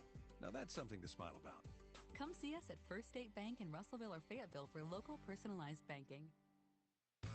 Let's be honest, finding a contractor that'll answer the phone, show up on time, and deliver a full day's work in one actual day is a big ask anymore. If you're a homeowner needing solutions now, call Griffin's Roofing Service now. Griffin's Roofing Service will get any exterior projects handled as promised. Find out why they were voted multiple times Best of the Best contractor on Facebook and Instagram, or visit griffinsroofingservice.com and make those dishonest contractors a thing of the past. You don't have to choose between comfort and capability when you're behind the wheel of the 2025 Honda Pioneer 704. Rugged and reliable, it delivers the power you need on the job with the smooth shifting you want on the trail. Plus, with Honda's exclusive quick flip seating, you get the versatility of seating 4 passengers or stowing the back seats for a full cargo bed. See the latest Honda Pioneer 704 today at your local Honda of Russellville at 220 Lakefront Drive. For your safety, read the owner's manual. Wear a helmet, eye protection, closed side nets, and doors. And always wear seatbelt. Honda side-by-sides are for riders 16 and older. If you find water leaking from your ceiling, it's important that you take immediate action to avoid further damage to your home. Leaky roofs never fix themselves or get better on their own, so even if the leak isn't that bad yet, you should get it fixed now. Call Miller Roofing Company. They've been serving the River Valley since 1991 with a reputation for superior work and reliability. So before that leak gets worse, call Miller Roofing Company, 890-3499 to set up an inspection. And we are back here, folks. We're getting ready to kick off this third quarter. Red Devils lead the Perryville Mustangs 3-0. Man, we had a rock throwing contest here in the first half. Just looking at the stats a little bit. First off, I want to say congrats to the Perryville defense. They have largely shut down the Martin brothers to less than 50 yards combined. Jaden coming in. Accomplishment. Yeah, 6 carries, 24 yards for Jaden, and a fumble. Mason Martin, 5 carries, 21 yards. Cole Crawford leads the team with rushing yards so far in this game. Scott, do you expect to see this trend continue in the second half? No.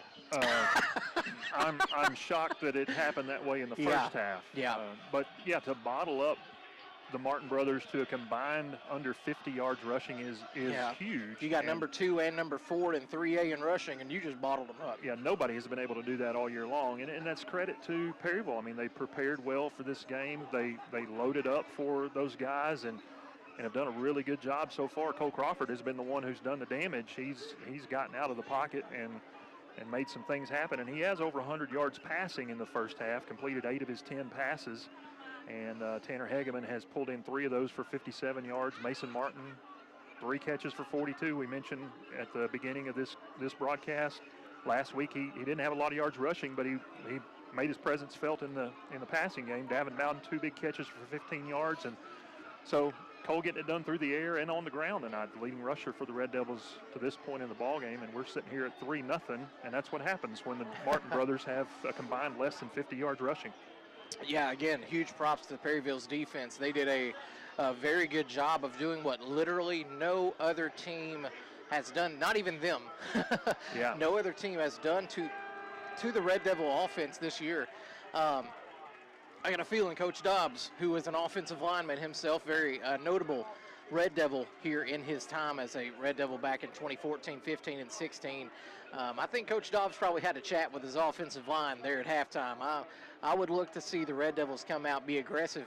And honestly, from Perryville, Scott, I'm looking for that. I'm looking for that heavy set again.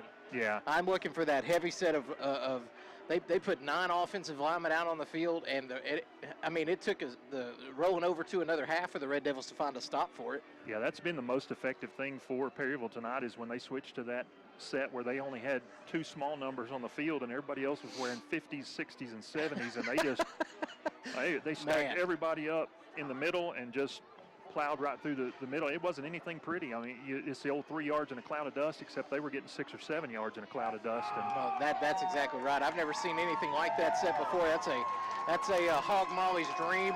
Yeah. Red Devil fans are firing up as the team heads over to the sideline to get ready for kickoff. Red Devils will start this half on offense.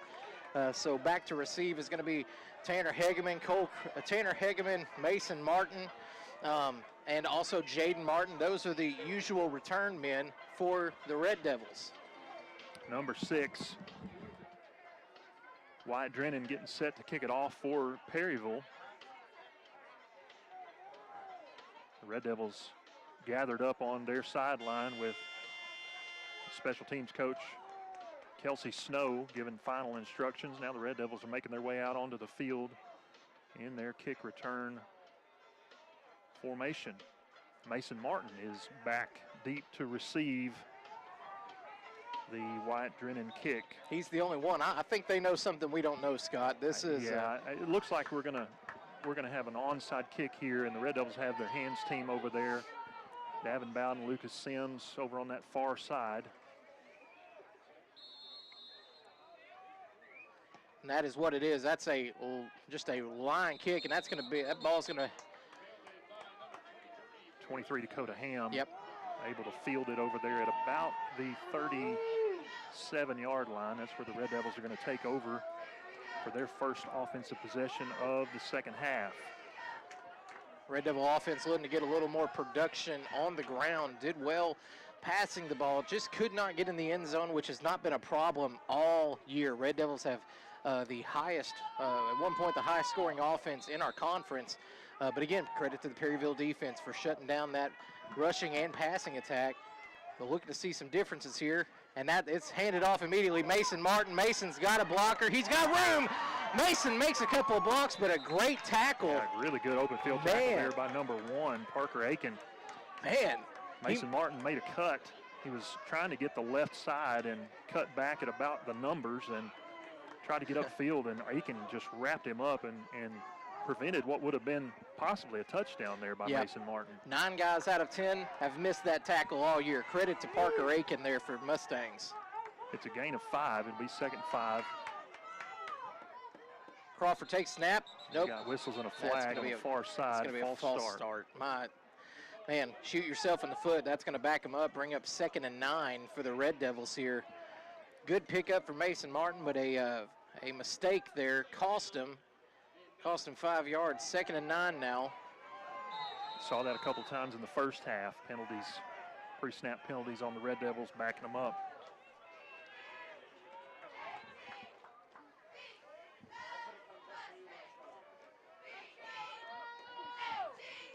Cole Crawford takes snap, looks to his right side. Davin Bowden has the ball. He's got a lot of pressure on him. He's trying to make something happen. Man, he is going to get brought down behind the line of scrimmage. I think they're going to give it to him at the line of scrimmage. They're going to say he had forward progress there. Still going to be 3rd and long for the Red Devils. 3rd and 9 for the Red Devils. Not what they wanted here to start this second half. Jaden Martin in the backfield next to Cole Crawford. Red Devils have 3 receivers out wide to the left, 1 out to the right. Cole Crawford takes a snap. He's got pressure on him immediately. He's trying to escape, and that's going to be a pass to Tanner Hageman. That ball goes high and went over Hageman's head. He took a shot from number 1, Parker Aiken. He was up immediately, though. He's a tough kid, but that's going to be that's going to bring out the Red Devil punting unit. 3 and out for the Red Devils here. They had a little momentum. The false start cost them, moved them back, and they just couldn't overcome that lack of momentum there. And Cole Crawford now back to punt for the Red Devils here to start the second half. Connor Frith back to receive for Perryville. Cole, what a great punt. Great punt for Cole. Frith calls for the fair catch and makes it at the 28. And that is where Perryville will start with this possession, their first possession of the second half. Red Devil offense just couldn't get anything going. Looking to see if the Red Devil defense can prevent Perryville from getting anything going here. Not much has happened in the first half. The score is 3-0 Red Devils. Both teams have been down kind of in the red zone at different times. Had opportunities for touchdowns, just couldn't make it happen. Empty backfield down for Perryville. Frith, the quarterback. Quarterback keeps it himself right up the gut. He's met pretty quickly by a couple of Red Devils. I think that was number 70, Solomon Lytle, hanging on to the back of him. Yeah, but a good job by Frith just to pick up a couple extra yards even after Solomon wrapped him up. Frith, a tough kid back there at quarterback. Frith plays both sides of the ball, he does. Folks. He plays quarterback back here, and he is the starting free safety for the Mustangs, who leads the team in interceptions this season. Pretty good athlete.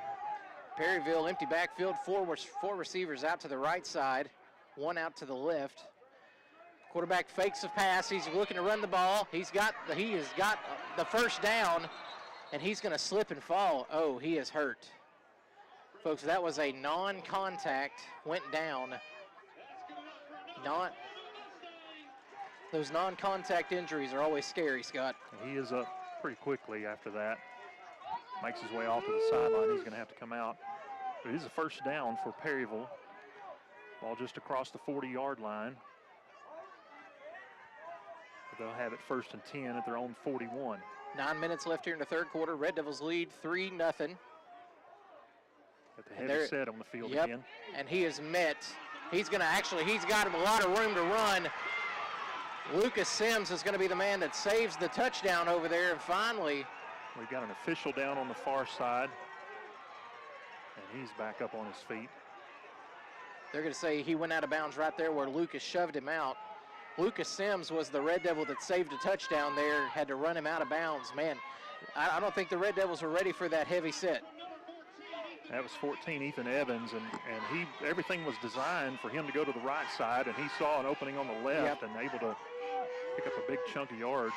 Heavy set still out there. Perryville runner he's got plenty of room. He's going to be down inside the Red Devil 20-yard line, and that is enough for a first down for Perryville. Red Devil defense getting gashed here on the ground by this heavy set that Perryville is showing. Evans goes off. Wyatt Drennan comes in now in his place. You feel the momentum shifting, Scott. Red Devil defense is going to have to make a stop here. Runner takes it. He is brought down by number 20, Wyatt Hearn. But he is going to be inside the 15. Excuse me, that was Drennan on the carry there for Perryville. And a couple Red Devils in the backfield at the snap, but just not able to get to Drennan and put a hand on him. That's going to be 2nd and 5. 8:12 left on the clock here in the third quarter. Perryville driving. Ball inside the 20. Red Devil defense crowding the box.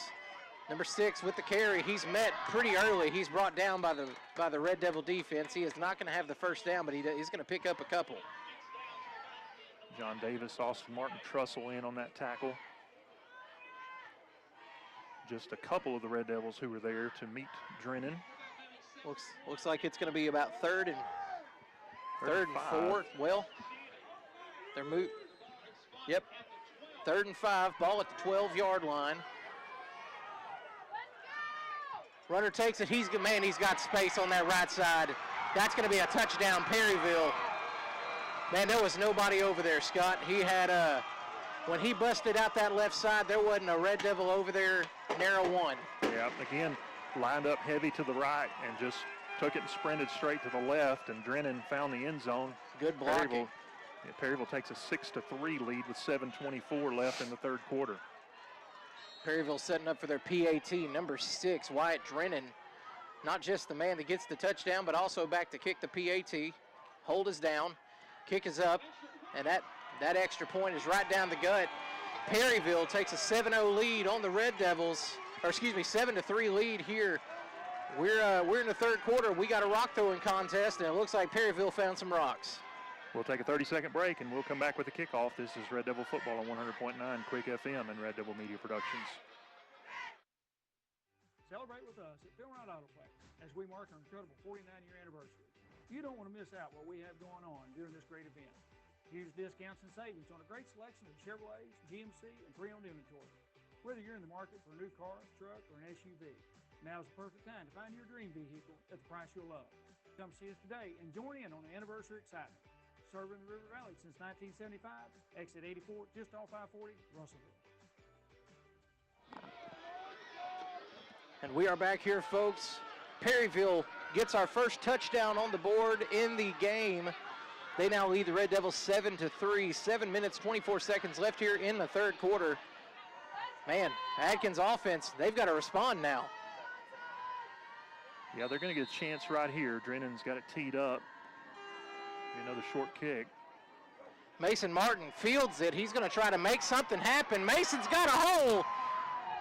He's still on his feet. Man, he took a hard tackle down right around the 40. Looks to be about the 41. Interested to see where they field it. Yeah, they're going to give him, I think they're going to give him the 43. Nope, 42. 42, yeah. So pretty good starting field position for the Red Devil offense. Blake Mitchell replacing Alan Horn on the offense. Blake Mitchell is not one that's seen a whole lot of time. He is a tight end, listed as a tight end for this offense. Jaden Martin in the backfield next to Cole Crawford. Takes a snap. And we're going to have we got another false start on the Red Devils.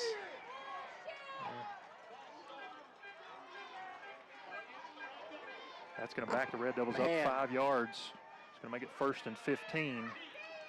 Red Devil offense, another false start, hurting their drive. That killed their last drive, and here we are again. 1st and 15 for the Red Devils. Alan Horn coming in for Blake Mitchell. Jaden Martin still in the backfield next to Cole Crawford. Crawford rolls out to his left side. That pass it's completed to Mason Martin. Mason's going to get shoved out of bounds. We are inside Perryville territory down to the 45-yard line. Man, Cole almost threw a pick there, Scott. Yeah, Parker Aiken had it go right through his hands, and Mason Martin, with the concentration, able to look that thing in off the carom and turn it upfield and get a first down. Tremendous. Red Devils with the ball at the Perryville 44. Tremendous look-alive play there for Mason Martin. Empty backfield now for Crawford. Takes this, draws the hard count. Perryville doesn't bite on it. They have the ball 1st and 10 at the 44. Takes a snap, looks immediately to the left. He's got Tanner Hegeman. Hegeman's got a block. He makes a juke, and he's going to go out of bounds, but Tanner does have a pickup. Good pickup of about 6 yards on the play. Should bring up 2nd and 4 for the Red Devils in Perryville territory. Ball going to be spotted inside the 40 at about the 38. It is 2nd and 4. I've been seeing that quite a bit tonight. Cole Crawford to Tanner. All of Tanner's catches have been these little short dump-off catches. Yeah, screens, and he's turned it upfield and made some yardage out of it. Crawford's going to run it himself. He's got good blocking, and that's going to be plenty for the Red Devil first down. Again, Cole Crawford puts his head down. He will not be denied that first down. And that time, Tanner Hegeman blocking out at the wide receiver spot, giving Cole a chance to pick up first down yardage. Keep the drive alive for the Red Devils. 6:45 left in the 3rd quarter. Red Devils now trail 7-3, looking to answer that Perryville touchdown on their last drive. Empty backfield for the Red Devils. Trips out to the right side, 2 on the left. Crawford looks to his right side, and he uncorks one. Davin Bowden's back there. Oh no. Went right through his hands. Oh no. Cole dropped it right over Davin's left shoulder as he was sprinting to the back pylon in the end zone, that corner of the end zone, and the ball just went right through his hands. Man, that's going to be one that one will haunt you. That one will haunt you at night. What I had a touchdown Red Devils corked up in me, Scott. I was ready to go. Yeah, that would have been a nice play there, and that's one that Davin doesn't let slip through his hands very often. No, so that was oddly reminiscent of the first time we played Perryville, where Davin caught one in the end zone. Yeah. We got a jet sweep. Mason Martin is the man. He's going to have to cut back. He's trying to make something happen. He bowls over his own lineman, but he does pick up some very needed yards. He's going to get down to about the 25-yard line.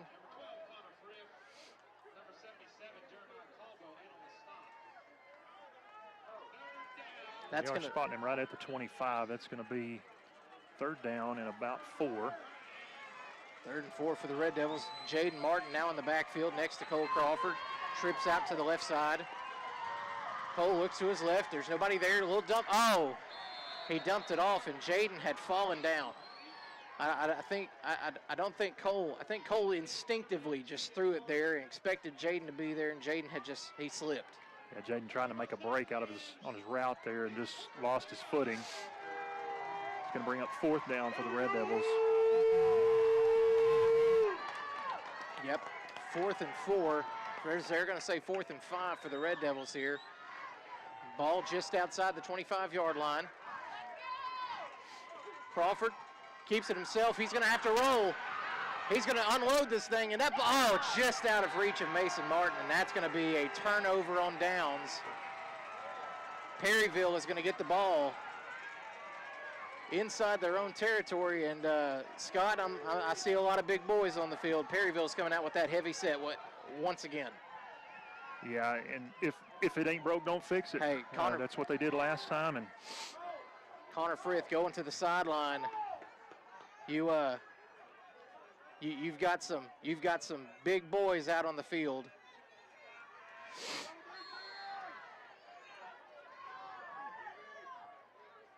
This jumbo set for Perryville has been very effective for them tonight. It's what got them their initial touchdown. Looks like number 14, Ethan Evans, is going to be the man back to run it. And he does. He runs to his left side. He breaks free the first line. He's going to get hammered out of bounds. That's number 20, Wyatt Hearns, and Lucas Sims over there on the tackle. But not before he picks up about 9 yards on the play.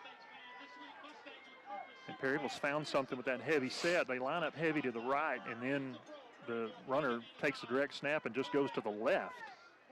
And that's where they've done all their damage. Yeah, they've run that weak side counter run, and it's been very effective in the second half. 5:32 left here on the clock in the third quarter. Red Devils trail the Mustangs 7-3.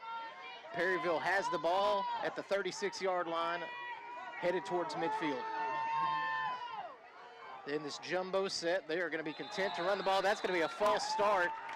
Back Perryville up instead of first and 10. That's going to be about first and 15. First and 15, that helps. They're going to stick with a heavy package, even in a long yardage situation here. No need to change. No need to change. Perryville running quite a bit of time off the clock. This heavy set in. Quarterback takes snap, runs to his right side. He's got a hole. He made some guys miss on that tackle, and he's going to get brought down right at the 40-yard line. Not quite back to the original line of scrimmage. Blake Mitchell making that tackle. They did get most of that penalty yardage back. Wyatt Hearn came up a little gimpy on that play. A little gimpy on one of those legs. Red Devil defense, Camden Newby, the big man right in the gut. They're showing power to the left side. I'd look for a misdirection over to the left, and that's what it is. They run misdirection. Red Devil defense is not fooled by it. He's going to pick up 2 or 3 yards, but he's going to get brought down. They've been doing that same play. You called it, Scott. They've been running that counter to the weak side, showing power on the right. Yeah, that time they motioned and brought a couple of guys over and lined them up on the right side, and now they're shifting personnel, shuttling some guys off and back on. Connor Frith back on for Perryville, and they've got some smaller numbers out there. It looks like a more traditional offensive set that they're going to here on 3rd and long. 3rd and 9, 4:15 left here in the third quarter. Red Devils trail the Mustangs 7-3.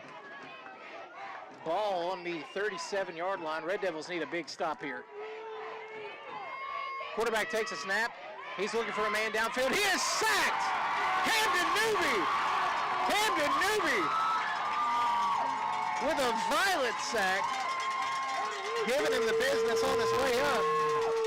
John Davis there applying pressure, and then Camden Newby wrapped him up and took him down. Camden Newby, a man on a mission tonight. Couple of big hits for him tonight. Red Devil defense has made it stop, and now the special teams unit comes out. Tanner Hegeman is the deep man for the Red Devils. 3.5 left here in the third quarter. Punt is up, almost blocked. And that ball is going to go that's going to fall dead just shy of the 50-yard lines. Red Devils are going to have about 54 yards to go to get them a tud. Good job by the Red Devil defense standing up there and putting a stop to that Perryville drive and getting the ball back for their offense. We'll see if the offense can do something with it this time. They are going to have the ball just outside the 50 at their own 47. Red Devils come out in the Wild Devil formation. Dayton Rawlings in at the fullback. Jaden Martin in at QB. Martin takes a snap, goes right up the gut. He's going to push that pile. He's going to come. They are now in Perryville territory. Ball is going to be placed right about the 49-yard line.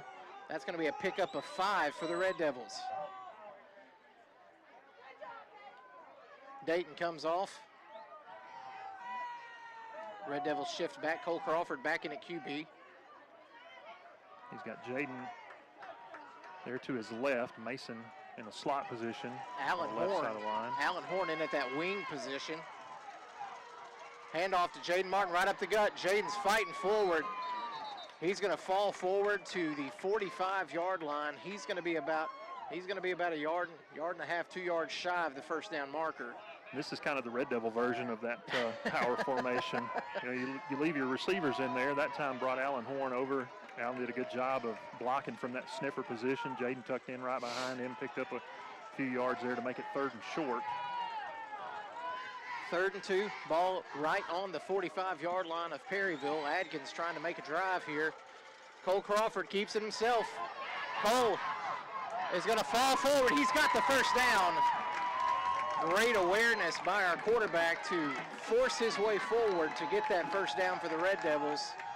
1st and 10 on about the 42-yard line. Yeah, number 7, Grant Griffith, came in and got a hand on Cole on his lower leg as he was trying to break out to the left, and Cole stumbled, able to keep his feet under him enough to stretch out and get the first down.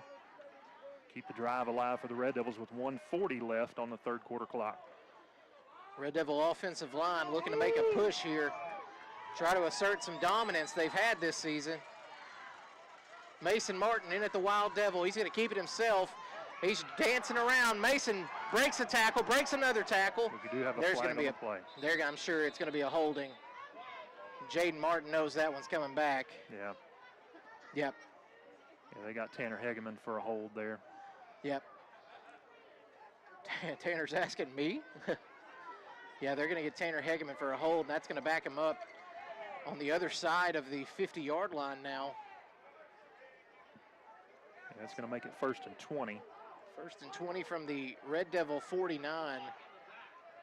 Oh, blocking the back is what they're saying the call was. Result is the same. It's a 10-yard mark off, and it's going to be 1st and 20. You said it, Zach. That's going to put Atkins back on their own side of the 50. Ball at the 49 with 1:19 left on the clock in the 3rd quarter. Crawford takes a snap, handoff to Mason Martin. Mason's got a hole. He's dancing. He's got some room. Man, lightning in a bottle. Mason Martin making it happen tonight, folks. That's a Red Devil first down. That's a gain of 21 there by Mason Martin. Kept him bottled up to this point. With just over a minute left in the 3rd quarter, he gets loose for 20 yards plus. And it's going to be a first down for the Red Devils. Referees are slowing the game down to give the chain gang a chance to move. Coach Dobbs telling them to slow down. Let's take a breather. The speed, they lost the element of surprise. I've not seen that, Scott. The referees slow the game down to move the chain gang about 10 seconds after the play stopped. Yeah, it was, the Red Devils wanted to go quick, and the officials didn't get the chain set. Red Devils trips out to the left side. Crawford hands it off to Jaden Martin. Good block there by Sawyer Bartlett. And Jaden's going to fight forward. He's going to get a pickup of about 4 yards, 4 or 5 yards. And Sawyer Bartlett lowered a shoulder on that guy. Just boom. Yeah, pulled from the left guard position and caught the guy that was making his way through to make the tackle and gave him quite a surprise. Sunday surprise, you say. That's going to bring an end to the 3rd quarter. Mustangs with a 7-3 lead over the Red Devils. We're going to take a 30-second break, and we'll come back and get you set for the fourth quarter. This is Red Devil Football on 100.9 Quick FM and Red Devil Media Productions. Why trust River Valley Tinting and Glass? Well, River Valley Tinting and Glass is a family-owned business, and they take care of their customers like family too. So remember, your local auto, residential, and commercial glass and tinting company, River Valley Tinting and Glass. Check out their work on Facebook or call 890-5839 to get an estimate. Or you could always come by 2202 East 2nd Street to see all they can do for you. From a business you can trust, River Valley Tinting and Glass. And we are back here, folks. It's the top of the fourth quarter. Red Devils trail the Mustangs 3-7. But we're coming off. We got some exciting football that's happening here. Perryville found a rock on their sideline somewhere, threw it at us after we threw a small one at them in the first quarter. This is old school football. This is run the ball back and forth. Which defense is going to make a stop first? And now Atkins has an opportunity to come down the field and put some points on the board. They've got to get it done here, Scott. Yeah, need to get a score. Need to get 7 here and retake the lead. That's what the Red Devils are looking to do. And the offense has been held pretty much in check. Mason Martin able to get loose there just before the end of the third quarter for a big 21-yard gain to keep the drive going. We'll see if he and Jaden Martin can do some more of that in the fourth quarter. Jaden in the backfield. He's going to have it himself. Direct snap. Jaden very patient, fighting forward. Jaden's going to have a solid pickup here. He's going to be. We're going to see where he where they're going to call that when they blew it dead. They're marking it at the 23. Man, that was a not much there. That was not a friendly spot. Nonetheless, Cole Crawford's going to come off the sideline. Jaden Martin is going to stay in. Actually, I'm not sure which Martin brother is going to be the quarterback for this play. It's going to be 3rd and 3. Red Devils need to get down to the 20 for a first down. Jaden Martin in the Wild Devil formation. Dayton Rawlings and Blake Mitchell in at the wing backer positions. And we've got a penalty flag immediately on the play. Yeah, we got a little bit of an early start there. It's going to back them up 5 yards. Look for Cole Crawford to probably come out onto the field here. Yep. They're going to back the Red Devil up. Red Devils up 5 yards, bring him back 3rd and 8. Dayton Rawlings is going to run off here, so is Blake Mitchell. Alan Horn comes back. So that makes 3rd and short, 3rd and a little bit longer, 3rd and 8. Ball on the 28-yard line of Perryville. Red Devils need to get a first down here. They got to keep this ball moving.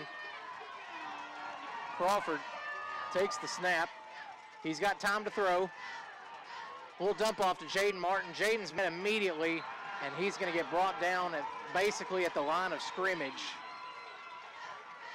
Yeah, nothing there. Number 3, Will McKinney making the tackle for Perryville. That's going to bring up 4th and 8 for the Red Devils. Obviously, you keep your offense out here. You've got to go for it here, but man, you don't want to give Perryville the ball back with that strong jumbo set. Perryville got the momentum right now. Red Devils need to at least get to the 20, get a first down to keep this drive going. 4th and 8. Crawford takes the snap, looks to his right. He's got pressure. He's got to run. He's going to get dragged down for a sack. Perryville shifting all the momentum in their favor. Cole Crawford just trying to make anything happen at all. He's going to get sacked back at the 39-yard line, and that's going to be where the Perryville offense takes over on downs. Man, does the Red Devil defense has been making it happen for them so far today. They've got to get one more stop out of this team right here. The jumbo set back on. Lots of 70s, 60s, and 50 numbers.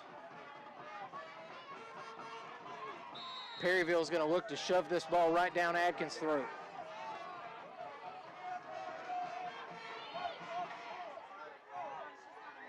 Red Devils crowding the line on defense.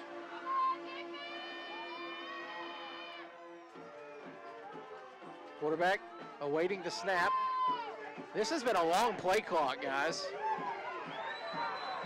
some movement on the Perryville offensive front. They're gonna get them either for a delay of game or they got them for motion. There was a lot of movement happening down there. That number 23 Dakota Ham, or excuse me, number 22 Blake AMT comes up a little gimpy on that play, limping on that right ankle.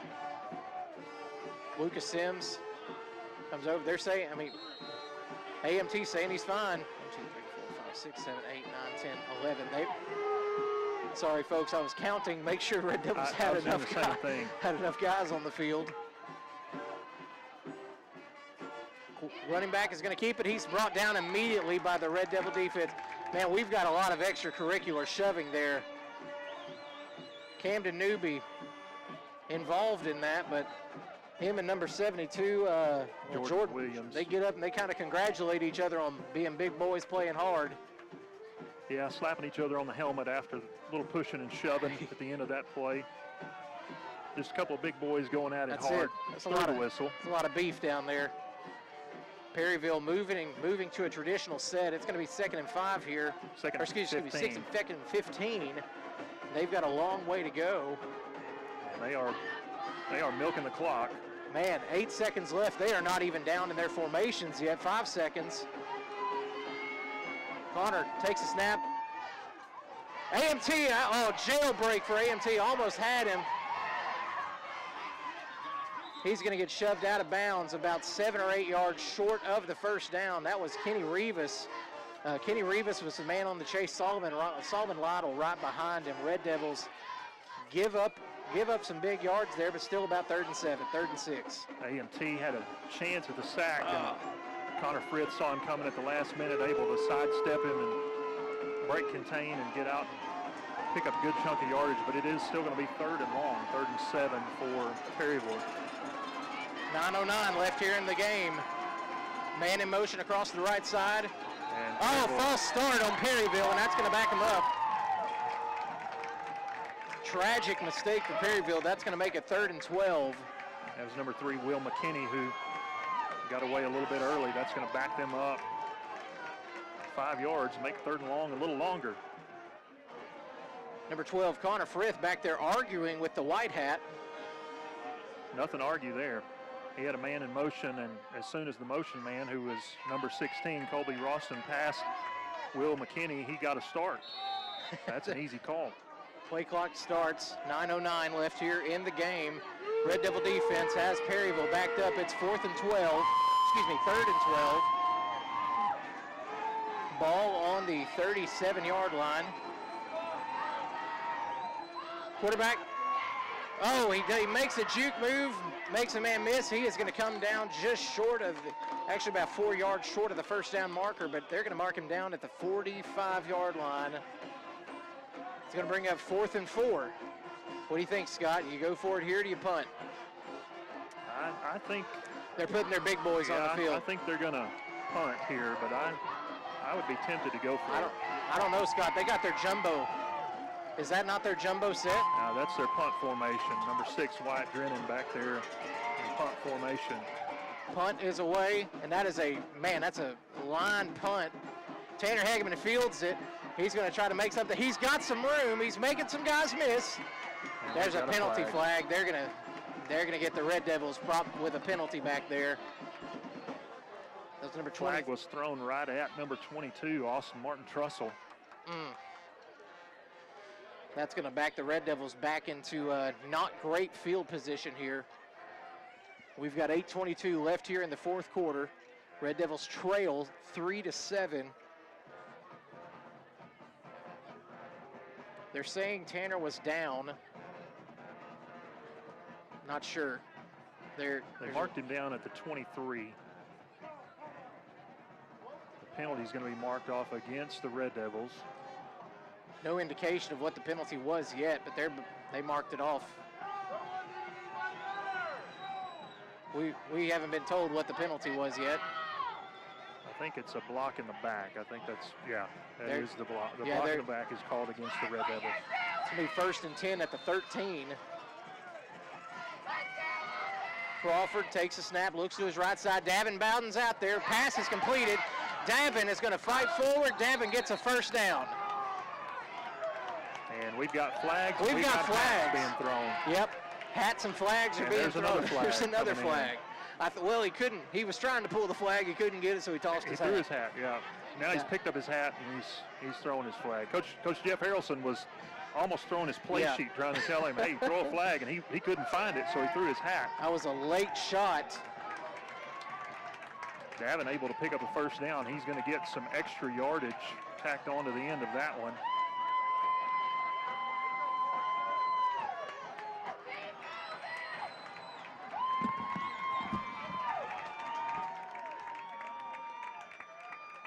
That's going to set the ball at the Red Devil 41-yard line, where it'll be 1st and 10. 8:15 left in the ball game. Mustangs with a 7-3 lead over the Red Devils. Now we've got a whistle and a stoppage in play, and we're having trouble getting a chain set once again. Chain crew having some difficulty here tonight. Yeah, we noted that earlier. Red Devils were trying to go fast, and they had to blow the play, had to halt it. Cole Crawford hands it off to Jaden Martin. Jaden, took a hard tackle to the knee there. He's going to fall to a stop at the 45-yard line, pickup of about 4 yards. That was number 1, Parker Aiken. Torpedoed in there low on Jaden Martin to make the tackle. Jaden up on his feet, seems to be okay after that hard shot. Crawford takes the snap, looks to his right side. Davin Bowden's over there. Pass is complete. Davin Bowden, great catch. That ball is he's gonna come down right outside of the 40-yard line. Red Devils are gonna have the ball inside Perryville territory at right around the 41-yard line. Great catch. Empty backfield now for the Red Devils. They're trying to move this ball fast. Crawford takes a snap, rolls left. Mason Martin, incredible catch by Mason Martin. Mason is hurt. Mason's knee. He has immediately grabbed his knee. Mason Martin. I think he's cramping up. Yeah, they're grabbing his leg. He cramped up. Man, Mason took a helmet to the hip there. And Mason took a helmet right to the hip as he was in air. The ball was just a smidge overthrown by Crawford. Mason went up and with one hand pulled that thing down. Incredible catch. Not going to get any yardage for it, but man, that's one for the highlight reel right there. Kid's a freak athlete. Yeah. Just a freak athlete. While they tend to Mason Martin on the far side, we're going to take a 30-second break. This is Red Devil Football on 100.9 Quick FM and Red Devil Media Productions. At Kubota, we want to help you deliver a job done right. That's why we want you to know that the new Kubota inventory is arriving day late. You have work to do. We have the reliable, durable, and versatile lineup to help you do it. Visit River Valley Tractor today for all your equipment needs. Visit your local River Valley Tractor dealer or find a dealer near you at rivervalleytractor.com. As we come back to you, folks, we have 7:27 left here in the game. Red Devils trail 3-7. Mason Martin injured on that last play. He is walking off under his own power and moving a little bit better as he makes his way across the field. Much better now than he was when he first got up, walking that off. It was his right knee that came up a little bummed up. Red Devil offense still out on the field. Cole Crawford, quarterback, in for Mason Martin is number 88. That's Cooper Goodall, the freshman. Crawford takes the snap, throws right. That's Allen Horn. He reels the ball in. Good catch for the Red Devils, and that's going to have the ball. He's going to be close to first down yardage. About a yard short. They spot it. It's going to be about a yard short. Good catch by Allen Horn there. 3rd and 1 for the Red Devils here. Nope, they're going to say first down. They motion first down. I'll take it. That's going to be 1st and 10 for the Red Devils. Ball just outside the 30-yard line at the 31, heading towards the Perryville end zone. 6:45 left in the game. Red Devils trail 3-7. Crawford looks to his left. He's going to have to move around. He's got to scramble. Good block there by Lucas Shannon. Crawford fights forward. He's going to run out of bounds after a really good pickup there, making something out of nothing. Yeah, and you said it, Lucas Shannon, credit to him, just sticking with it, Cole scrambling around back there. You know, as an offensive lineman, you don't know what's going on behind you. You're just blocking the guy in front of you, and Lucas just looking alive and picking up a man who was bearing down on his quarterback and giving him time to scramble and pick up a few yards and get out of bounds. Handoff to Jaden Martin right up the gut. Jaden's going to fall forward. That should be enough for a Red Devil first down. Yeah, he's across the 20. We should spot it just inside the 20-yard line. That's going to be a first down. 1st and 10 for the Red Devils. White Hat's calling for the clock to start moving, and the chain gang hadn't moved yet. Stop me if you've heard this one before. The chain gang is having trouble tonight. 6 minutes left in the fourth quarter. Red Devils driving, trailing 7-3 at this point. Cole takes a snap, handoff to Jaden Martin. Jaden makes a juke, has to fight forward. I think he may have gotten a yard. Man, that interior defensive line for the Perryville Mustangs has done a good job all night of bottling up the Martin brothers. And that time, Jaden just didn't have anywhere to go. Yeah, number 77, Jeremiah Caldwell, making the tackle for Perryville on the right side of that Perryville defensive line. Mason Martin back into the ball game now at the running back position. He is to Cole Crawford's left. Cole takes a snap, looks to his right, dumps it off to Jaden. Jaden's met immediately, didn't have anywhere to go. Took some late shots there, did Jaden Martin. Number 3, Will McKinney, had him wrapped up and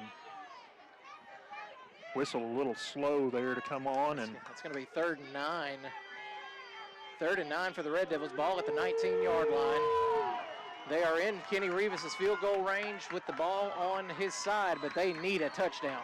Yeah, need 6 here. Yeah. 3 would still have you trailing by 1. Cole Crawford rolls to his left side.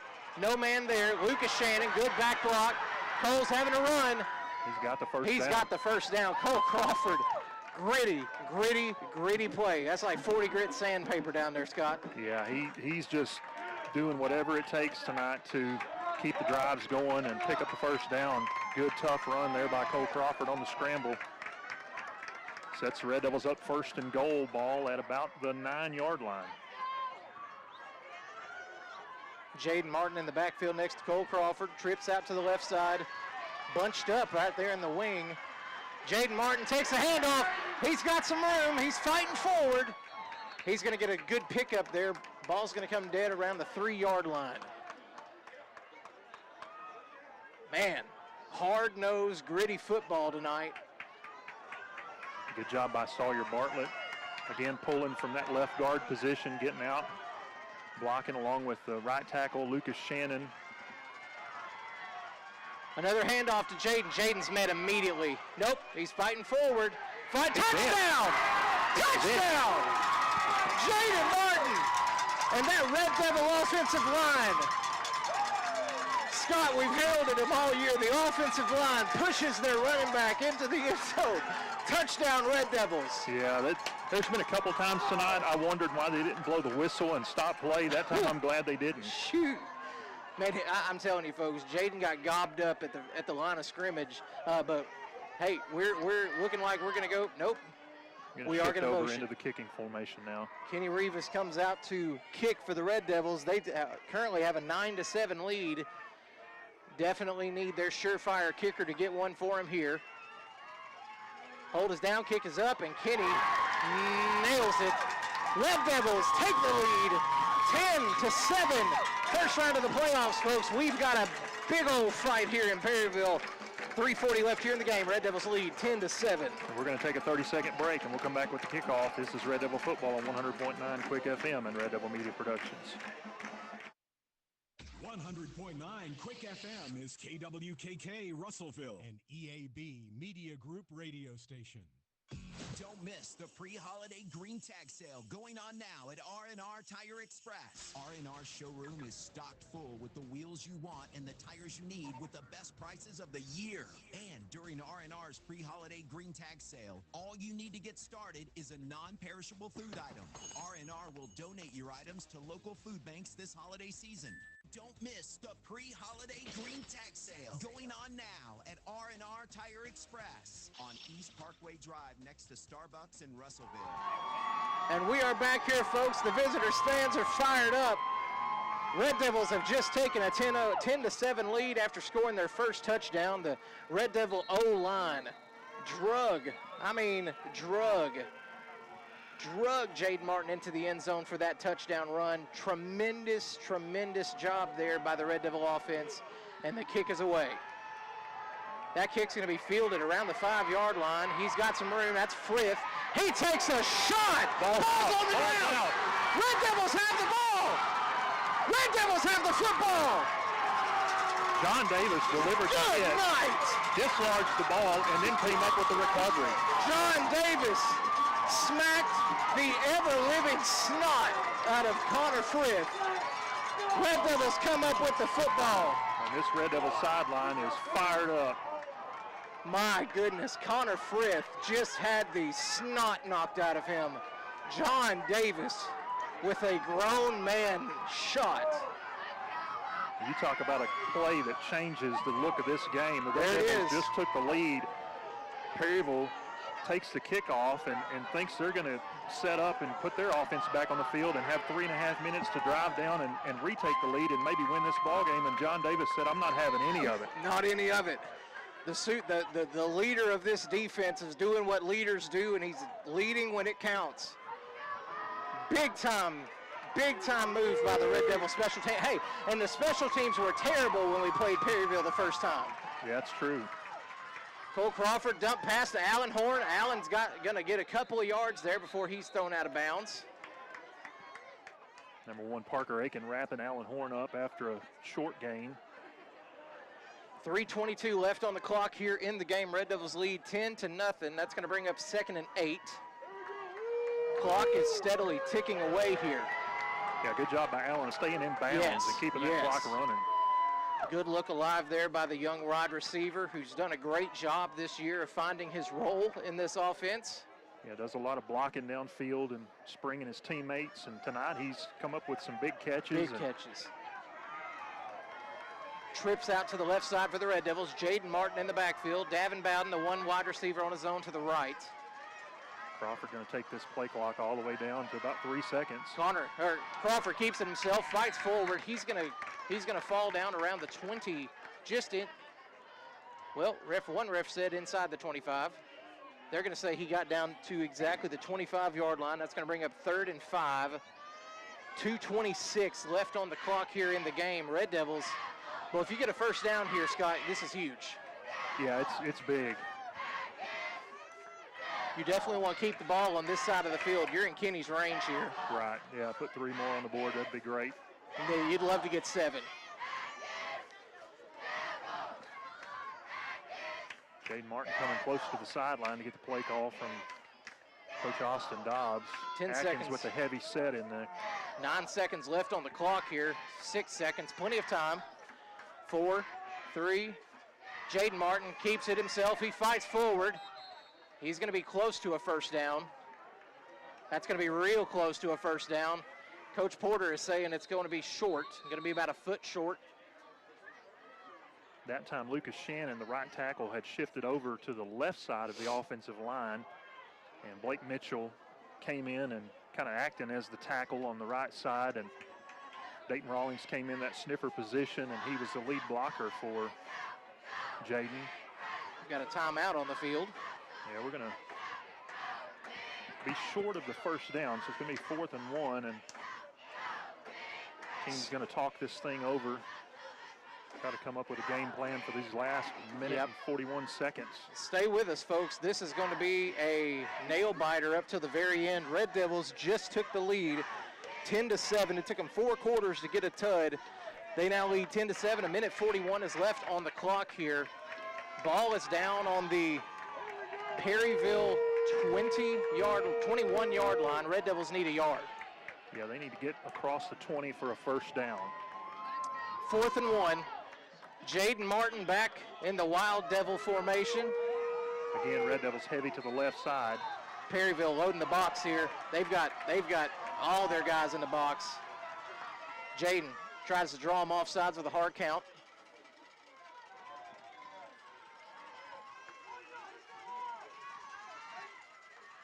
Takes a snap. Jaden Martin has room. He fights forward. First down. First down. First down by the Red Devils. Chance Cawthon turned his defender in and ended up about 3 yards deep in the backfield, and his guy thought he'd really done something. Yep. Chance got up and said, first down, buddy. Chance Cawthon handling business tonight. Perryville's going to take a timeout on the field. We're going to take one with them. We'll take a 30-second break. This is Red Devil Football on 100.9 Quick FM and Red Devil Media Productions. Welcome back, Hog fans, for more scratching action from the Arkansas Scholarship Lottery. This is looking like a good one. First appearance of the dime we've seen all season, Tom. The luck is thick in here tonight. After all that scratching, she's a winner! The Arkansas Scholarship Lottery. Every day's a chance to win big. Pick up a ticket today. This is winning. Call or text 1-800-522-4700 for Problem Gambling Helpline. And we are back here, folks. Very exciting fourth quarter. The Red Devils lead the Mustangs 10-7. A minute 35 left here on the clock. Atkins just got a huge first down. Exactly what they needed. Perryville calls an immediate timeout. Ball is now at the 20, or just inside the 20. Perryville has one timeout left. They can stop the clock one more time. Atkins could take seriously, Atkins could take some knees here. Mason Martin hit at the Wild Devil formation, his brother beside him, and Mason's going to keep it himself right up the gut. He's met immediately. He takes a shot, and he's going to be down. Ball at the 19-yard line, and Perryville's going to call another timeout. Yeah, they're going to take their last timeout. We'll take another 30-second break on the air. This is Red Devil Football on 100.9 Quick FM and Red Devil Media Productions. Since 1957, Arkansas Capital has been empowering entrepreneurs, helping businesses thrive, watching communities prosper, and making dreams become reality. Arkansas Capital is a beacon of hope for businesses seeking a fresh start or growth capital by providing a variety of financing solutions. But Arkansas Capital isn't just a financing corporation. We're your partners in growth. Put our 145 years of combined experience to work for you. With over $500 million in loans to facilitate projects, Arkansas Capital is dedicated to your success. Learn more at arcapital.com. That's arcapital.com. We're back here, folks. Minute 28 left on the clock. Red Devils lead the Mustangs 10-7. Perryville just called their last timeout. Atkins has the ball. It is 2nd and 10. You would anticipate here Atkins is going to do anything they can to just make this clock tick away. Crawford back in at QB. He's going to take it himself, covers the ball very well, just falls backwards to about the 15-yard line. And that ball's just going to tick, tick, tick, tick away. Yeah, Perryville cannot stop the clock. Ball now at the 15-yard line. Cole able to pick up a couple of yards there. Next time Red Devils snap the ball, we should be at around 40 seconds left on the game clock. 25 left on the play clock. Clock is ticking away. The marker on the sideline indicates third down. The scoreboard says second down. It is going to be third and about 9. I thought it was third. I can't really see how. It's 3rd and 8. Should be 3rd and 8. Cole picked up a couple of yards there. 40 seconds left on the clock. We're in victory formation. Cole Crawford takes a knee. And that should be it, folks. Red Devils are going to escape 2-0 against the Perryville Mustangs. This young, gritty, fiery team is headed to play undefeated Bismarck next week. Round 2 of the playoffs. Hey, I just want to note the sportsmanship by these Red Devils. Cole Crawford going out to comfort some of these Mustangs who are hurting. Some of these senior Mustangs. And Tanner Hegman did the same thing. Wyatt Drennan just dropped to a knee for the Mustangs and took his helmet off. Tanner Hegman came over to him and picked him up and gave him a pat on the back. A hard-fought ball game. These two teams familiar with each other. Red Devils came out with a 3-point victory, ending the Perryville Mustangs season. That's tough for those guys, these seniors especially. They really thought this was going to be their year, and Red Devils hand them 2 losses. That's tough to swallow. So good job by these Red Devils to offer some words of encouragement, good sportsmanship here at the end. We're going to take a 2-minute break, and we'll come back and wrap things up. This is Red Devil Football on 100.9 Quick FM and Red Devil Media Productions.